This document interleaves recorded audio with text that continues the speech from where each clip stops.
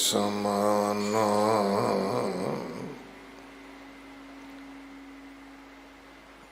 एह बाणी जो जियों जाने,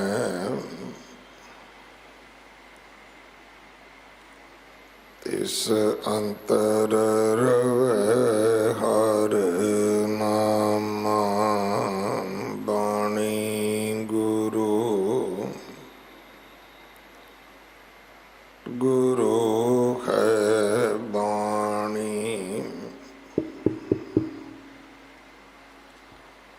विच बाणी अमृत सारे।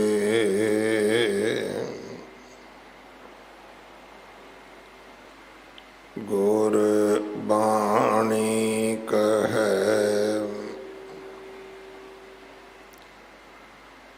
सेवक जन माने, परतख गुरु निस्तारे।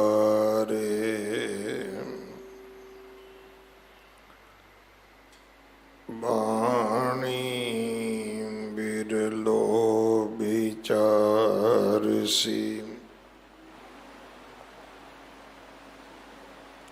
जे को गुरमुख होए।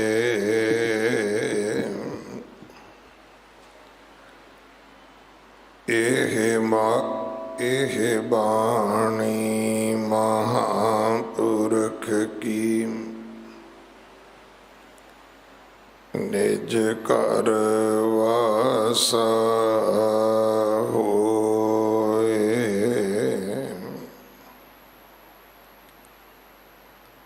माया मनो ना विसरै,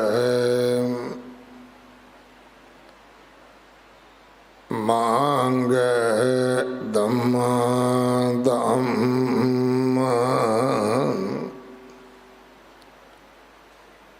सो प्रभ चित न आवै, नानक नहीं करम।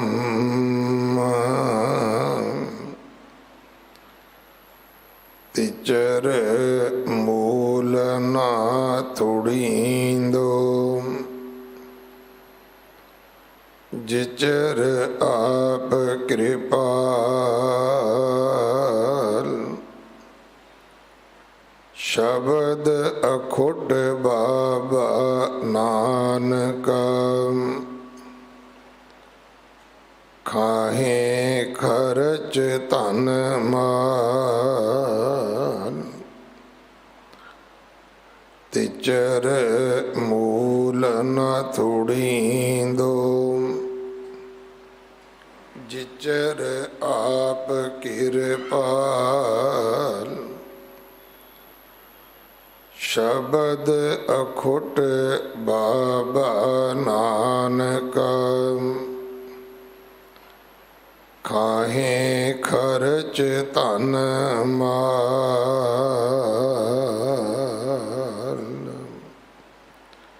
वाहिगुरु जी का खालसा, वाहिगुरु जी की फतेह। सलोक वारां ते वधीक इस बाणी दे विचों पंजवें पातशाह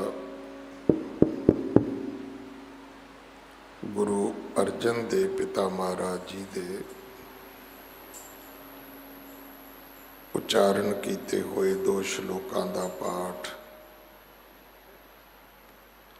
अज आप जी ने सरवण किया है। इन्हां श्लोकां दी विचार सिंह साहिब प्रोफैसर मनजीत सिंह जी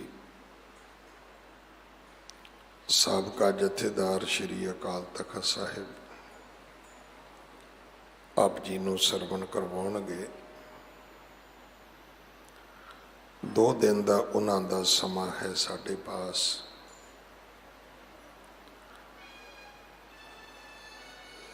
ਪ੍ਰਬੰਧਕ ਸੇਵਾਦਾਰਾਂ ਵੱਲੋਂ ਸਿੰਘ ਸਾਹਿਬ ਜੀ ਨੂੰ ਜੀ ਆਇਆਂ।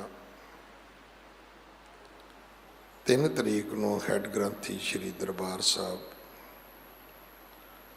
ਸਿੰਘ ਸਾਹਿਬ ਗਿਆਨੀ ਜਗਤਾਰ ਸਿੰਘ ਜੀ ਸੇਵਾ ਨਿਭਾਉਣਗੇ। ਅੰਮ੍ਰਿਤ ਸੰਚਾਰ ਹਰ ਐਤਵਾਰ 11 ਵਜੇ ਹੁੰਦਾ ਹੈ। ਗੁਰੂ ਘਰ ਦੀ ਸੇਵਾ ਦੇ ਵਿੱਚ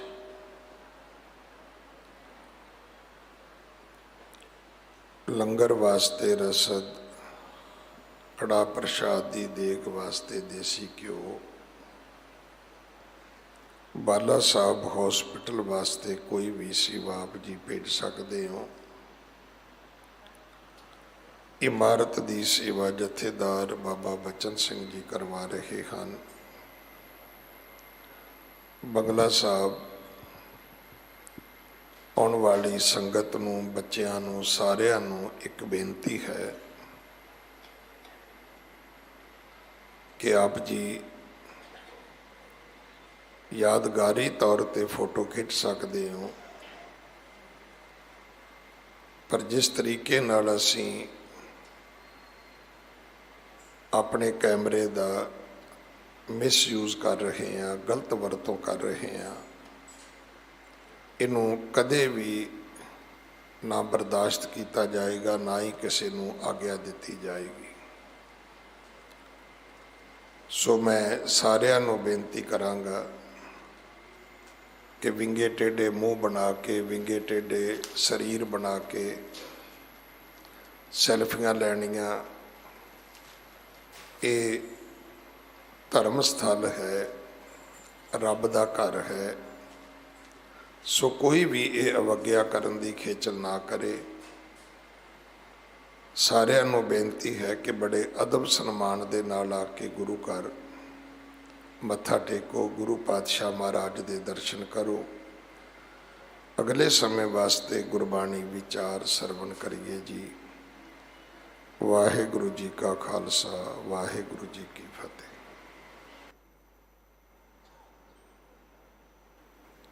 ਇੱਕ ਓੰਕਾਰ ਸਤਿਨਾਮ ਕਰਤਾ ਪੁਰਖ ਨਿਰਭਉ ਨਿਰਵੈਰ ਅਕਾਲ ਮੂਰਤ ਅਜੂਨੀ ਸੈਭੰ ਗੁਰ ਪ੍ਰਸਾਦ। ਮੈਂ ਨਾਹੀ ਕਛੁ ਨਹੀਂ, ਕਿਛ ਆਹਿ ਨਾ ਮੋਰਾ। ਅਵਸਰ ਲੱਜਾ ਰਾਖ ਲੇਹੋ, ਸਦਨਾ ਜਨ ਤੋਰਾ।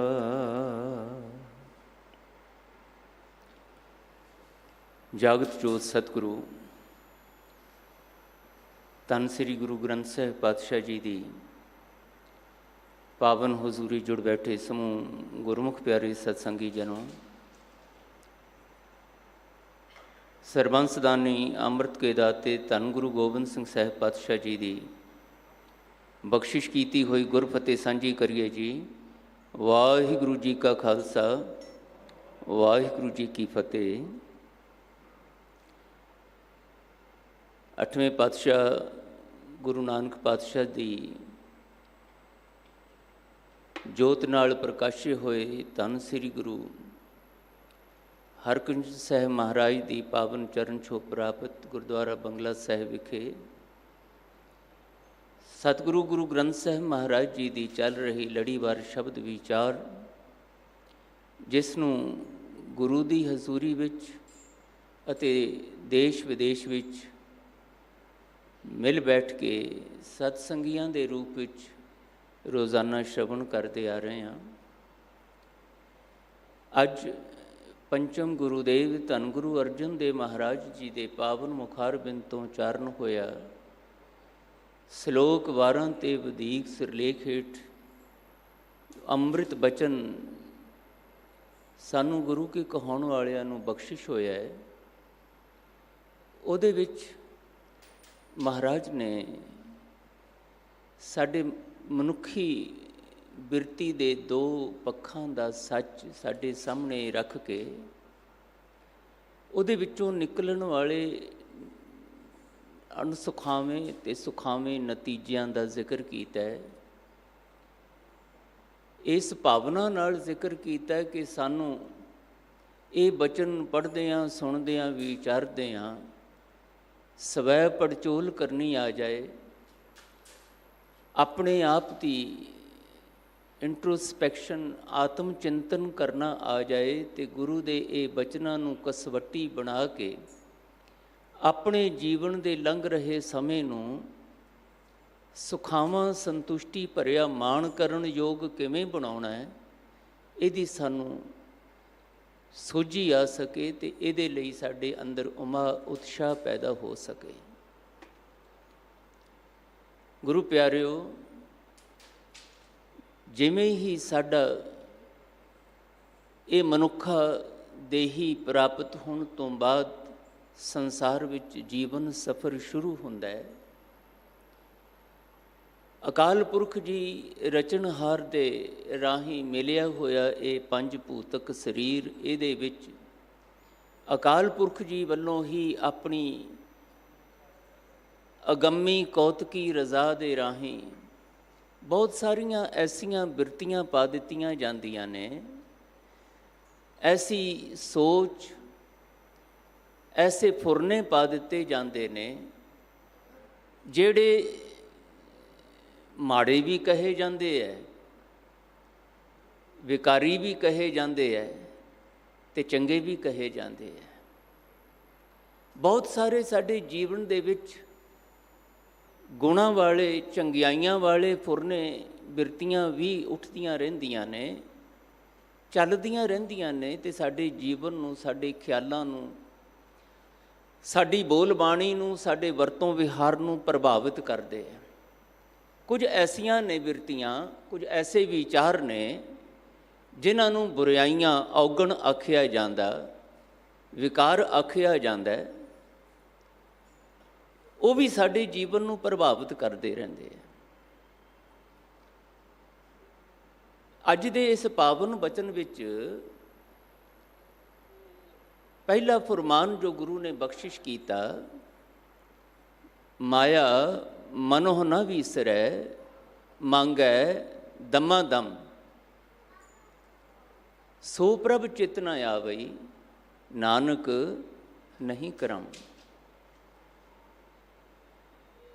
ਇਸ ਸੰਸਾਰ ਦੇ ਵਿੱਚ ਵਿਚਰਦਿਆਂ ਜਦੋਂ ਵੀ ਕਿਤੇ ਮਨੁੱਖ ਦਾ ਧਿਆਨ ਸੰਸਾਰਕ ਸੁੱਖਾਂ ਵੱਲ, ਸੰਸਾਰਕ ਪਦਾਰਥਾਂ, ਉਹਨਾਂ ਵਿੱਚੋਂ ਨਿਕਲਣ ਵਾਲੀ ਥੋੜ੍ਹੀ ਚਿਰੀ ਖੁਸ਼ੀ ਵੱਲ ਜਾਂਦਾ, ਦੂਜਿਆਂ ਨੂੰ ਅਸੀਂ ਉਹ ਮਾਣ ਪਦਵੀਆਂ, ਉਹ ਧਨ ਪਦਾਰਥ, ਉਹ ਸੁੱਖ ਸਾਧਨ ਸੰਚਿਤ ਕਰਦੇ ਹਾਂ, ਕਮਾਉਂਦੇ ਹਾਂ, ਦੇਖਦੇ ਹਾਂ ਤੇ ਉਹਨਾਂ ਕੋਲ ਮਹਿਲ ਮਾੜੀਆਂ ਦੇਖਦੇ ਹਾਂ, ਹੋਰ ਦੁਨੀਆ ਦੇ ਸੁੱਖ ਸਾਧਨ ਦੇਖਦੇ ਹਾਂ, ਵੱਡੀਆਂ ਵੱਡੀਆਂ ਪਦਵੀਆਂ ਦੇਖਦੇ ਹਾਂ ਤੇ ਸਾਡਾ ਧਿਆਨ ਵੀ ਉਸ ਪਾਸੇ ਵੱਲ ਜਾਂਦਾ ਹੈ ਕਿ ਸਾਡੇ ਕੋਲ ਵੀ ਇਹ ਸਾਰਾ ਕੁਝ ਹੋਵੇ। ਹੁਣ ਇਹ ਬੜਾ ਕੁਦਰਤੀ ਹੈ, ਐਸਾ ਖਿਆਲ ਮਨ ਵਿੱਚੋਂ ਉਪਜਣਾ ਇਹ ਬੜਾ ਕੁਦਰਤੀ ਹੈ। ਸਾਡੇ ਮਨੁੱਖ ਕਹਾਉਣ ਵਾਲਿਆਂ ਦੇ ਜੀਵਨ ਦੀ ਅੰਤਰ ਆਤਮੇ ਦੀ ਇਹ ਇੱਕ ਕੁਦਰਤੀ ਸੱਚਾਈ ਹੈ। ਪਰ ਮਹਾਰਾਜ ਕਹਿੰਦੇ ਮੈਂ ਤੁਹਾਡਾ ਧਿਆਨ ਇਸ ਪਾਸੇ ਵੱਲ ਦਿਵਾਉਣਾ ਚਾਹੁੰਦਾ ਕਿ ਜਦੋਂ ਤੁਸੀਂ ਆਪਣੇ ਜੀਵਨ ਦੀਆਂ ਭੁੱਖਾਂ, ਆਪਣੇ ਜੀਵਨ ਦੀਆਂ ਇੱਛਾਵਾਂ, ਲੋੜਾਂ, ਮੰਗਾਂ ਨੂੰ ਧਿਆਨ ਵਿੱਚ ਰੱਖਦਿਆਂ ਇਹ ਸੰਸਾਰ ਦੇ ਅੰਦਰ ਕੋਈ ਵੀ ਕੰਮ ਕਰਦੇ ਕਰਦੇ ਧਨ ਪਦਾਰਥ ਪ੍ਰਾਪਤ ਕਰਦੇ ਹੋ, ਸੁੱਖ ਸਾਧਨ ਪ੍ਰਾਪਤ ਕਰਦੇ ਹੋ, ਮਾਣ ਪਦਵੀਆਂ ਲਈ ਉਦਮ ਉਪਰਾਲੇ ਕਰਦੇ ਹੋ, ਯੋਗ ਹੈ। ਪਰ ਫਰਕ ਕਿੱਥੇ ਪੈਂਦਾ? ਇਹ ਸਾਰਾ ਕੁਝ ਕਰਦਿਆਂ, ਮਿਹਨਤ ਕਰਦਿਆਂ, ਦੌੜ ਭੱਜ ਕਰਦਿਆਂ ਤੁਹਾਨੂੰ ਪ੍ਰਾਪਤ ਵੀ ਹੋ ਜਾਂਦਾ, ਪਰ ਕਦੀ ਬੈਠ ਕੇ ਇਸ ਗੱਲ ਨੂੰ ਤੁਸੀਂ ਵਿਚਾਰਦੇ ਹੋ ਕਿ ਜਿਸ ਆਨੰਦ ਖੁਸ਼ੀ ਵਾਸਤੇ, ਜਿਸ ਸੰਤੁਸ਼ਟੀ ਵਾਸਤੇ ਜਿਸ ਰਜੇਵੇਂ ਤ੍ਰਿਪਤੀ ਵਾਸਤੇ ਤੁਸੀਂ ਇਹ ਸਾਰੀ ਦੌੜ ਭੱਜ ਕੀਤੀ, ਉਹ ਮਿਲ ਗਿਆ ਕਿ ਨਹੀਂ ਮਿਲ ਗਿਆ ਆਨੰਦ? ਉਹ ਸੁੱਖ, ਉਹ ਸੰਤੁਸ਼ਟੀ ਤੁਹਾਡੇ ਅੰਦਰ ਆਈ ਕਿ ਨਹੀਂ ਆਈ? ਕਿਤੇ ਐਸਾ ਤਾਂ ਨਹੀਂ ਹੈ ਕਿ ਤੁਹਾਡੀਆਂ ਇਹ ਭੁੱਖਾਂ, ਤੁਹਾਡੀਆਂ ਇਹ ਇੱਛਾਵਾਂ ਬੇਸੰਜਮੀਆਂ ਹੋ ਕੇ ਤੁਹਾਨੂੰ ਬੇਧਿਆਨੇਪਣ ਵਿੱਚ ਉਧਰ ਲੈ ਗਈਆਂ ਕਿ ਤੁਹਾਡੀਆਂ ਭੁੱਖਾਂ ਨਾ ਰਹਿ ਕੇ ਤ੍ਰਿਸ਼ਨਾ ਬਣ ਗਈਆਂ।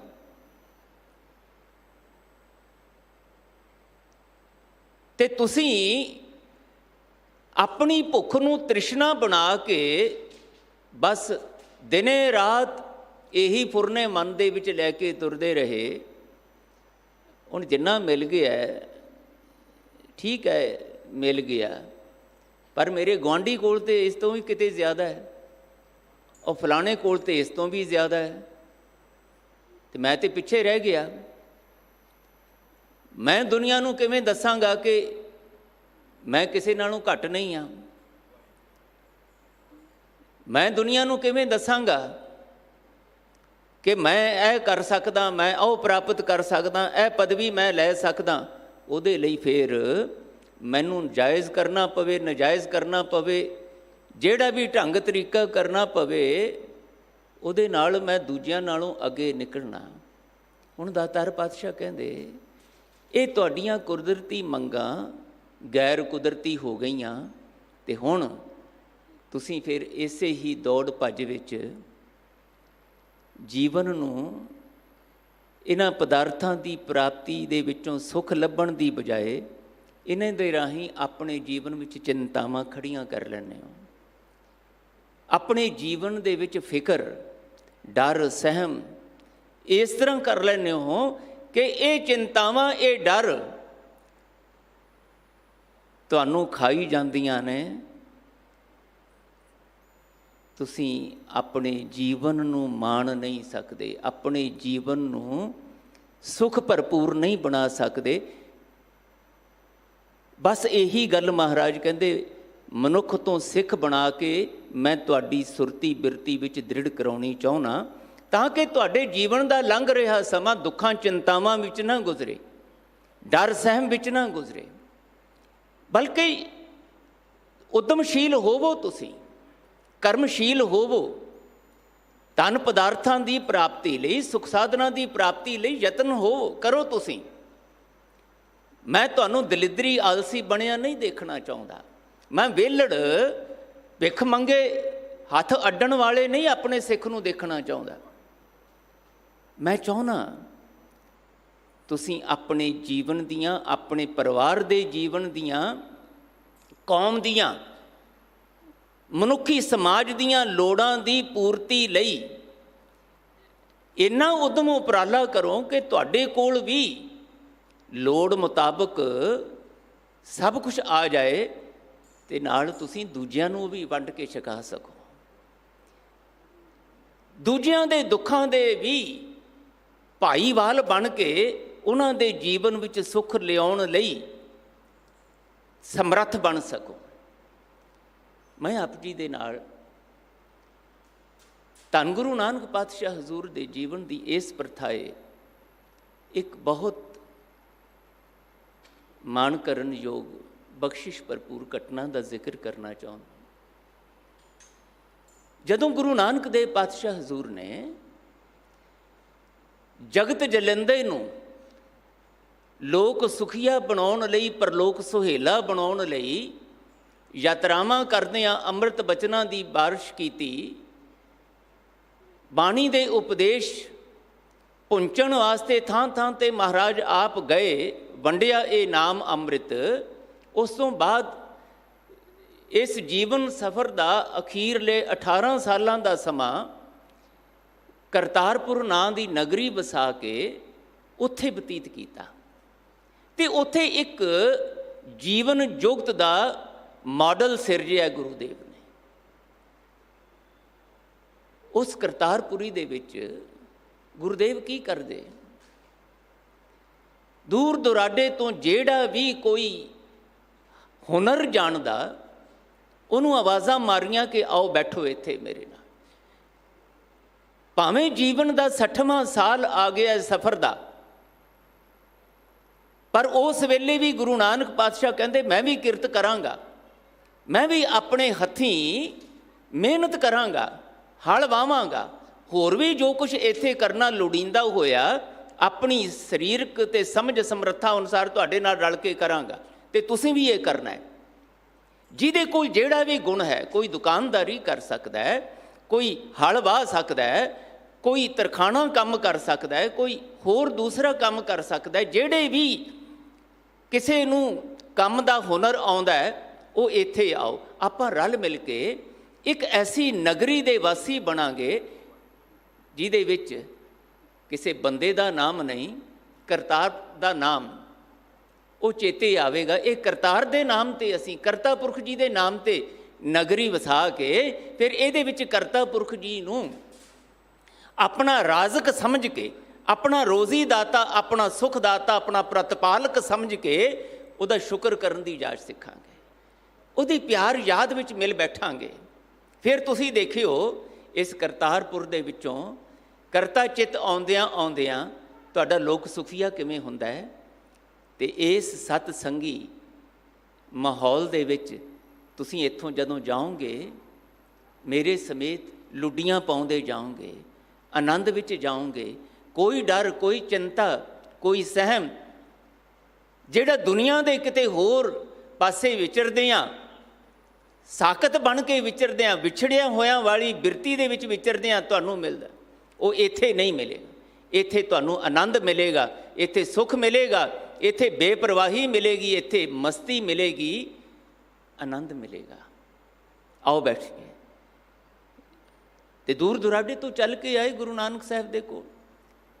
ਸਵੇਰੇ ਕੀਰਤ ਹੋਣੀ, ਦਿਨ ਵੇਲੇ ਕਿਰਤ ਹੋਣੀ, ਕਿਰਤ ਤੇ ਕੀਰਤ ਦਾ ਸੁਮੇਲ ਹੋ ਗਿਆ। ਤੇ ਉਸ ਕਿਰਤ ਤੇ ਕੀਰਤ ਦੇ ਸੁਮੇਲ ਨੂੰ ਫਿਰ ਗੁਰੂ ਸਾਹਿਬ ਦੇ ਸਮੇਤ ਸਾਰੇ ਕਰਤਾਰਪੁਰ ਵਾਸੀਆਂ ਨੇ ਵੰਡ ਕੇ ਛਕਣ ਦੀ ਗੁਰੂ ਕੋਲੋਂ ਜਾਚ ਸਿੱਖੀ, ਜੁਗਤ ਸਿੱਖੀ। ਭਈ ਸਾਰਾ ਜੋ ਕੁਝ ਕਮਾਇਆ ਆਪਾਂ ਵੰਡ ਕੇ ਛਕਣਾ, ਨਾਮ ਵੀ ਵੰਡ ਕੇ ਛਕਣਾ, ਕੀਰਤ ਵੀ ਵੰਡ ਕੇ ਛਕਣੀ, ਤੇ ਕਿਰਤ ਵੀ ਵੰਡ ਕੇ ਛਕਣੀ ਹੈ। ਤੇ ਕਰਤਾਰਪੁਰ ਦੇ ਵਿੱਚ ਆਨੰਦ ਬਣਨ ਲੱਗ ਗਿਆ। ਦੁਖੀ, ਚਿੰਤਾਤੁਰ, ਫਿਕਰਮੰਦ ਲੋਕਾਂ ਨੇ ਆਉਣਾ ਤੇ ਮਨੁੱਖ ਤੋਂ ਸਿੱਖ ਬਣਨ ਦੀ ਜਾਚ ਸਿੱਖਣੀ, ਤੇ ਸਿੱਖ ਬਣ ਕੇ ਗੁਰੂ ਜੋਤ ਨਾਲ ਪ੍ਰਕਾਸ਼ੇ ਜਾਣਾ ਤੇ ਆਨੰਦਿਤ ਹੋ ਜਾਣਾ। ਇਸੇ ਹੀ ਸਮੇਂ ਦੌਰਾਨ ਇੱਕ ਕੌਤਕ ਵਾਪਰਿਆ। ਨਾਲ ਹੀ ਥੋੜ੍ਹੀ ਵਿੱਥ ਤੇ ਅਚਲ ਬਟਾਲਾ ਹੈ, ਉੱਥੇ ਹਰ ਸਾਲ ਸ਼ਿਵਰਾਤਰੀ ਦਾ ਮੇਲਾ ਲੱਗਦਾ ਤੇ ਸਿੱਧ ਨਾਥ ਜੋਗੀ ਉੱਥੇ ਆ ਕੇ ਸ਼ਿਵ ਪੂਜਾ ਦੇ ਲਈ ਇਕੱਤਰ ਹੁੰਦੇ ਸੀ। ਸ਼ਿਵ ਪੂਜਾ ਤੇ ਇੱਕ ਬਹਾਨਾ ਸੀ, ਆਉਂਦੇ ਸੀ ਉਹ ਲੋਕ ਆਪਣੇ ਤਪ ਸਾਧਨਾ ਦੇ ਰਾਹੀਂ ਜੋ ਰਿੱਧੀਆਂ ਸਿੱਧੀਆਂ ਪ੍ਰਾਪਤ ਹੋਈਆਂ ਉਹਦੇ ਰਾਹੀਂ ਲੋਕਾਂ ਨੂੰ ਪ੍ਰਭਾਵਿਤ ਕਰਨਾ ਆਉਂਦੇ ਸੀ। ਮੱਥੇ ਟਿਕਾ ਕੇ ਉਹਨਾਂ ਕੋਲੋਂ ਪੂਜਾ ਮਾਨਤਾ ਕਰਾ ਕੇ ਆਪਣੀ ਹਉਮੈ ਨੂੰ ਸੰਤੁਸ਼ਟ ਕਰਨਾ ਆਉਂਦੇ ਸੀ। ਪਾਤਸ਼ਾਹ ਜੀ ਦੀ ਇਹਨਾਂ ਜੋਗੀਆਂ ਨਾਥਾਂ ਨਾਲ ਪਹਿਲਾਂ ਵੀ ਮੁਲਾਕਾਤ ਹੋ ਚੁੱਕੀ ਸੀ। ਸੁਮੇਰ ਪਰਬਤ 'ਤੇ ਵੀ ਹੋਈ, ਜਿੱਥੇ ਅੱਜ ਨੈਨੀਤਾਲ ਜ਼ਿਲ੍ਹੇ ਵਿੱਚ ਨਾਨਕ ਮਤਾ ਸਾਹਿਬ ਹੈ, ਜਿਹਦਾ ਨਾਮ ਪਹਿਲਾਂ ਗੋਰਖ ਮਤਾ ਸੀ, ਉੱਥੇ ਵੀ ਹੋਈ, ਗੋਰਖ ਹਟੜੀ ਵੀ ਹੋਈ। 3-4 ਜਗ੍ਹਾ ਦੇ ਉੱਤੇ ਮੁਲਾਕਾਤਾਂ ਦਾ ਭਾਈ ਸਾਹਿਬ ਭਾਈ ਗੁਰਦਾਸ ਜੀ ਨੇ ਵੀ ਤੇ ਇਤਿਹਾਸਕਾਰਾਂ ਨੇ ਵੀ ਜ਼ਿਕਰ ਕੀਤਾ। ਤੇ ਹਰ ਵਾਰੀ ਜੋਗੀਆਂ ਦੇ ਪ੍ਰਸ਼ਨਾਂ ਦਾ ਗੁਰੂਦੇਵ ਜੀ ਨੇ ਉੱਤਰ ਦੇ ਕੇ ਉਹਨਾਂ ਨੂੰ ਪ੍ਰਭਾਵਿਤ ਕੀਤਾ ਸੀ। ਬਹੁਤ ਸਾਰੇ ਤੇ ਧੰਨ ਨਾਨਕ ਤੇਰੀ ਵੱਡੀ ਕਮਾਈ ਕਹਿ ਕੇ ਨਮਸਕਾਰ ਕਰਦੇ ਰਹੇ, ਪਰ ਬਹੁਤ ਸਾਰੇ ਐਸੇ ਵੀ ਸੀ ਜਿਹੜੇ ਆਪਣੇ ਅੰਦਰ ਦੀ ਹਉਮੈ ਦਾ ਸ਼ਿਕਾਰ ਹੋ ਕੇ ਫਿਰ ਉੱਥੇ ਦੀ ਉੱਥੇ ਖੜੇ ਰਹੇ। ਉਹਨਾਂ ਵਿੱਚੋਂ ਹੀ ਬਹੁਤ ਸਾਰੇ ਅਚਲ ਵਟਾਲੇ ਆਏ। ਉੱਥੇ ਆ ਕੇ ਫਿਰ ਗੁਰੂ ਨਾਨਕ ਪਾਤਸ਼ਾਹ ਵੀ ਪਹੁੰਚ ਗਏ। ਗੁਰੂ ਨਾਨਕ ਸਾਹਿਬ ਦਾ ਤਾਂ ਇਹ ਸੁਭਾਅ ਹੀ ਸੀਗਾ, ਕਿਉਂਕਿ ਸੇਵਾ ਲੱਗੀ ਸੀ, ਅਕਾਲ ਪੁਰਖ ਜੀ ਵੱਲੋਂ ਜ਼ਿੰਮੇਵਾਰੀ ਸੌਂਪੀ ਗਈ ਸੀ ਕਿ ਤੂੰ ਭਾਈ ਜਿਸ ਤਰੀਕੇ ਨਾਲ ਮੇਰਾ ਨਾਮ ਜਪ ਕੇ ਮੇਰੇ ਨਾਲ ਲਿਵਲੀਨਤਾ ਬਣਾਈ ਹੈ, ਮੇਰੇ ਸਾਜੇ ਹੋਏ ਜੀਵਾਂ ਨੂੰ ਜਿਹੜੇ ਔਗਣਾਂ ਦੇ ਨਾਲ ਆਪਣੀਆਂ ਭੁੱਖਾਂ ਨੂੰ ਤ੍ਰਿਸ਼ਨਾ ਬਣਾ ਕੇ ਵਿਛੜ ਗਏ ਨੇ ਮੇਰੇ ਨਾਲੋਂ, ਉਹਨਾਂ ਨੂੰ ਮੇਰੇ ਨਾਲ ਜੁੜਨਾ ਸਿਖਾਉਣਾ ਹੈ। ਤੈਨੂੰ ਮੈਂ ਗੁਰ ਪਰਮੇਸ਼ਰ ਬਣਾ ਕੇ ਸੰਸਾਰ 'ਚ ਭੇਜਿਆ। ਤੇ ਗੁਰੂ ਪਾਤਸ਼ਾਹ ਜੀ ਹਰ ਸਿਉ ਲੈਣ ਮਿਲਾਏ ਦਾ ਉਹ ਪਰ ਉਪਕਾਰੀ ਫਰਜ਼ ਨਿਭਾਉਂਦਿਆਂ ਸਾਰੀ ਜ਼ਿੰਦਗੀ ਯਾਤਰਾਵਾਂ ਕਰਦੇ ਰਹੇ। ਹੁਣ ਜਦੋਂ ਸਿੱਧ ਮੰਡਲੀ ਫੇਰ ਉੱਥੇ ਅਚਲ ਬਟਾਲੇ ਆਈ ਤਾਂ ਗੁਰੂ ਨਾਨਕ ਪਾਤਸ਼ਾਹ ਕਰਤਾਰਪੁਰ ਤੋਂ ਸੰਗਤਾਂ ਨੂੰ ਲੈ ਕੇ ਉੱਥੇ ਫੇਰ ਗਏ। ਵਾਰਤਾ ਹੋਈ। ਹੁਣ ਗੁਰੂ ਨਾਨਕ ਪਾਤਸ਼ਾਹ ਨਾਲ ਵਾਰਤਾਲਾਪ ਕਰਦਿਆਂ ਸਿੱਧ ਮੰਡਲੀ ਜਿਹੜੀ ਸੀ ਉਹ ਗੁਰੂ ਨਾਨਕ ਪਾਤਸ਼ਾਹ ਨੂੰ ਤੇ ਝੁਕਾ ਨਾ ਸਕੀ, ਗੁਰੂ ਨਾਨਕ ਸਾਹਿਬ ਦੇ ਸਾਹਮਣੇ ਹੀ ਝੁਕਣਾ ਪਿਆ। ਪਰ ਇੱਕ ਹਉਮੈ ਵਾਲੀ ਜਿਹੜੀ ਬਿਰਤੀ ਹੁੰਦੀ ਹੈ ਨਾ ਮਨੁੱਖ ਦੀ, ਕਿ ਮੈਂ ਦੂਜਿਆਂ ਨਾਲੋਂ ਘੱਟ ਥੋੜ੍ਹਾ, ਚਲੋ ਇਹ ਬਾਬੇ ਨਾਨਕ ਦੇ ਅੱਗੇ ਤੇ ਸਾਨੂੰ ਝੁਕਣਾ ਹੀ ਪੈ ਗਿਆ। ਇਹਦੀ ਅਜ਼ਮਤ ਦੇ ਸਾਹਮਣੇ, ਇਹਨਾਂ ਦੀ ਰੂਹਾਨੀ ਸ਼ਕਤੀ ਦੇ ਸਾਹਮਣੇ ਸਾਡੀਆਂ ਰੂਹਾਨੀ ਸ਼ਕਤੀਆਂ ਕੰਮ ਨਹੀਂ ਆਈਆਂ। ਪਰ ਜਿਹੜੇ ਇਹਨਾਂ ਦੇ ਨਾਲ ਆ ਜਿਹੜੇ ਸਿੱਖ ਕਹਾਉਣ ਵਾਲੇ ਨੇ, ਇਹਨਾਂ ਦੇ ਸੇਵਕ ਕਹਾਉਣ ਵਾਲੇ ਆ, ਇਹਨਾਂ 'ਤੇ ਆਪਣੀਆਂ ਰੂਹਾਨੀ ਸ਼ਕਤੀਆਂ ਦਾ ਅਸਰ ਪਾਈਏ, ਇਹਨਾਂ ਨੂੰ ਤਾਂ ਘੱਟੋ ਘੱਟ ਆਪਣੇ ਸਾਹਮਣੇ ਝੁਕਾ ਲਈਏ। ਇੰਨੇ ਨਾਲ ਹੀ ਅਸੀਂ ਸ੍ਰੇਸ਼ਟ ਵੱਡੇ ਜੋਗੀ ਕਹਾਵਾਂਗੇ। ਹੁਣ ਇਹ ਹੈ ਮਨੁੱਖੀ ਬਿਰਤੀਆਂ। ਭਜਨ ਬੰਦਗੀ ਕਰਦਿਆਂ ਵੀ, ਵਾਹਿਗੁਰੂ ਜੀ ਨੂੰ ਧਿਆਉਂਦਿਆਂ ਵੀ, ਜਦੋਂ ਮਨੁੱਖ ਫੇਰ ਸੰਸਾਰ ਨਾਲ ਜੁੜੇ, ਸੰਸਾਰ ਵਿੱਚੋਂ ਸੰਸਾਰ ਨੂੰ ਦੁੱਖਾਂ ਦਾ ਘਰ ਕਹਿ ਕੇ, ਮਿਥਿਆ ਕਹਿ ਕੇ, ਆਪਣੇ ਆਪ ਨੂੰ ਤਿਆਗੀ ਸੰਨਿਆਸੀ ਕਹਾ ਕੇ ਤੇ ਰੱਬ ਨਾਲ ਜੁੜਨ ਦੇ ਦਾਅਵੇ ਕਰੇ, ਆਪਣੇ ਕੋਲ ਸ਼ਕਤੀਆਂ ਦੇ ਦਾਅਵੇ ਕਰੇ, ਤੇ ਉਹ ਫੇਰ ਸੰਸਾਰ ਦੇ ਅੱਗੇ ਆ ਕੇ ਸੰਸਾਰ ਨਾਲ ਹੀ ਜੁੜ ਜਾਏ ਕਿ ਸੰਸਾਰ ਮੇਰੀ ਪੂਜਾ ਕਰੇ। ਤੇ ਰੱਬ ਨਾਲ ਕਦੋਂ ਜੁੜੇ ਭਾਈ ਤੁਸੀਂ? ਨਿਰੰਕਾਰ ਨਾਲ ਕਦੋਂ ਜੁੜੇ? ਜੇ ਤੁਹਾਨੂੰ ਸੰਸਾਰ ਦੇ ਹੀ ਮਾਨ ਅਪਮਾਨ ਦਾ ਫਿਕਰ ਰਿਹਾ ਕਿ ਸੰਸਾਰ ਮੇਰੇ ਬਾਰੇ ਕੀ ਸੋਚਦਾ ਹੈ, ਸੰਸਾਰ ਮੇਰਾ ਮਾਣ ਕਰਦਾ ਹੈ ਕਿ ਨਹੀਂ ਕਰਦਾ, ਤਾਂ ਫਿਰ ਨਿਰੰਕਾਰ ਨਾਲ ਤੇ ਤੁਸੀਂ ਜੁੜੇ ਹੀ ਨਹੀਂ। ਕਿਉਂਕਿ ਜੁੜਨਾ ਤੇ ਇੱਕੋ ਹੀ ਜਗ੍ਹਾ 'ਤੇ ਹੁੰਦਾ ਹੈ। ਧਿਆਨ ਨੂੰ ਤੁਸੀਂ ਇੱਕੋ ਸਮੇਂ ਬਹੁਤੇ ਜਗ੍ਹਾ ਦੇ ਉੱਤੇ ਨਹੀਂ ਰੱਖ ਸਕਦੇ। ਅੱਜ ਜਿਹੜਾ ਬਚਨ ਸਤਿਗੁਰੂ ਜੀ ਸਾਨੂੰ ਸਮਝਾ ਰਹੇ ਨੇ ਉਹ ਇਸੇ ਪ੍ਰਤਾਏ ਹੈ ਕਿ ਜਾਂ ਤੇ ਤੁਸੀਂ ਸੰਸਾਰਕ ਪਦਾਰਥਾਂ ਨਾਲ, ਮਾਇਆਵੀ ਬਿਰਤੀਆਂ ਨਾਲ ਜੁੜਦੇ ਹੋ, ਜਾਂ ਨਿਰੰਕਾਰੀ ਸਤਸੰਗੀ ਬਿਰਤੀਆਂ ਨਾਲ ਜੁੜਦੇ ਹੋ। ਦੋਨਾਂ ਨੂੰ ਇਕੱਠੇ ਨਹੀਂ ਚਲਾ ਸਕਦੇ। ਕ੍ਰੋਧ ਤੇ ਤਿਆਗ, ਕ੍ਰੋਧ ਤੇ ਨਿਮਰਤਾ ਇਕੱਠੇ ਨਹੀਂ ਚੱਲ ਸਕਦੇ। ਜਾਂ ਤੁਹਾਡੇ ਅੰਦਰ ਕ੍ਰੋਧ ਹੋਏਗਾ ਜਾਂ ਨਿਮਰਤਾ ਹੋਏਗੀ। ਗੁੱਸਾ ਕਰਦਿਆਂ ਕਰਦਿਆਂ ਤੁਸੀਂ ਨਿਮਰਤਾ ਵਾਲੇ ਜੇ ਲਫ਼ਜ਼ ਬੋਲੋਗੇ, ਦੰਭ ਪਖੰਡ ਤੇ ਹੋ ਸਕਦਾ ਹੈ, ਦਿਖਾਵਾ ਤੇ ਹੋ ਸਕਦਾ ਹੈ, ਪਰ ਉਹ ਤੁਹਾਡੇ ਅੰਦਰ ਦਾ ਸੱਚ ਨਹੀਂ ਹੋ ਸਕਦਾ। ਹੁਣ ਸਿੱਧ ਜਦੋਂ ਇਸ ਤਰੀਕੇ ਨਾਲ ਸੰਗਤ ਨੂੰ ਝੁਕਾਉਣ ਵਾਸਤੇ ਆਪਣੀਆਂ ਰਿੱਧੀਆਂ ਸਿੱਧੀਆਂ ਦਿਖਾਉਣ ਲੱਗੇ, ਤੇ ਹੁਣ ਉਹ ਤੇ ਗੁਰੂ ਨਾਨਕ ਦੇ ਸਿੱਖ ਬਣ ਚੁੱਕੇ ਸੀ।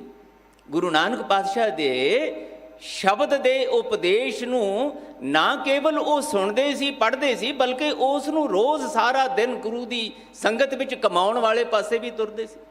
ਇਸ ਕਰਕੇ ਅੰਦਰ ਔਗਣ ਛੋੜ ਗੁਣਾ ਕੋ ਧਾਵੋ, ਕਰ ਔਗਣ ਪਛਤਾਹੀ ਜੀਓ ਦਾ ਸੱਚ ਦ੍ਰਿੜ ਹੋ ਗਿਆ ਸੀ ਕਿ ਨਾ, ਅਸੀਂ ਹੁਣ ਔਗਣਾਂ ਵਾਲੇ ਪਾਸੇ ਤੁਰ ਕੇ ਪਛਤਾਉਣਾ ਨਹੀਂ, ਰੋਜ਼ ਝੂਰਨਾ ਨਹੀਂ ਹੈ, ਰੋਜ਼ ਆਪਣੇ ਆਪ ਨੂੰ ਹੀਣ ਭਾਵਨਾ ਵਿੱਚ ਨਹੀਂ ਲੈ ਕੇ ਜਾਣਾ, ਬਲਕਿ ਗੁਰੂ ਦੇ ਕੋਲੋਂ ਔਗੁਣ ਤਿਆਗਣੇ ਕਿਵੇਂ ਹੈ, ਗੁਣ ਦ੍ਰਿੜ ਕਿਵੇਂ ਕਰਨੇ ਹੈ, ਇਹ ਸਿੱਖ ਕੇ ਇਸ ਨੂੰ ਕਮਾਉਣਾ, ਤੇ ਕਮਾਉਣਾ ਸਿੱਖ ਲਿਆ ਤੇ ਆਨੰਦਿਤ ਹੋ ਗਏ ਕਰਤਾਰਪੁਰੀ ਦੇ ਵਿੱਚ।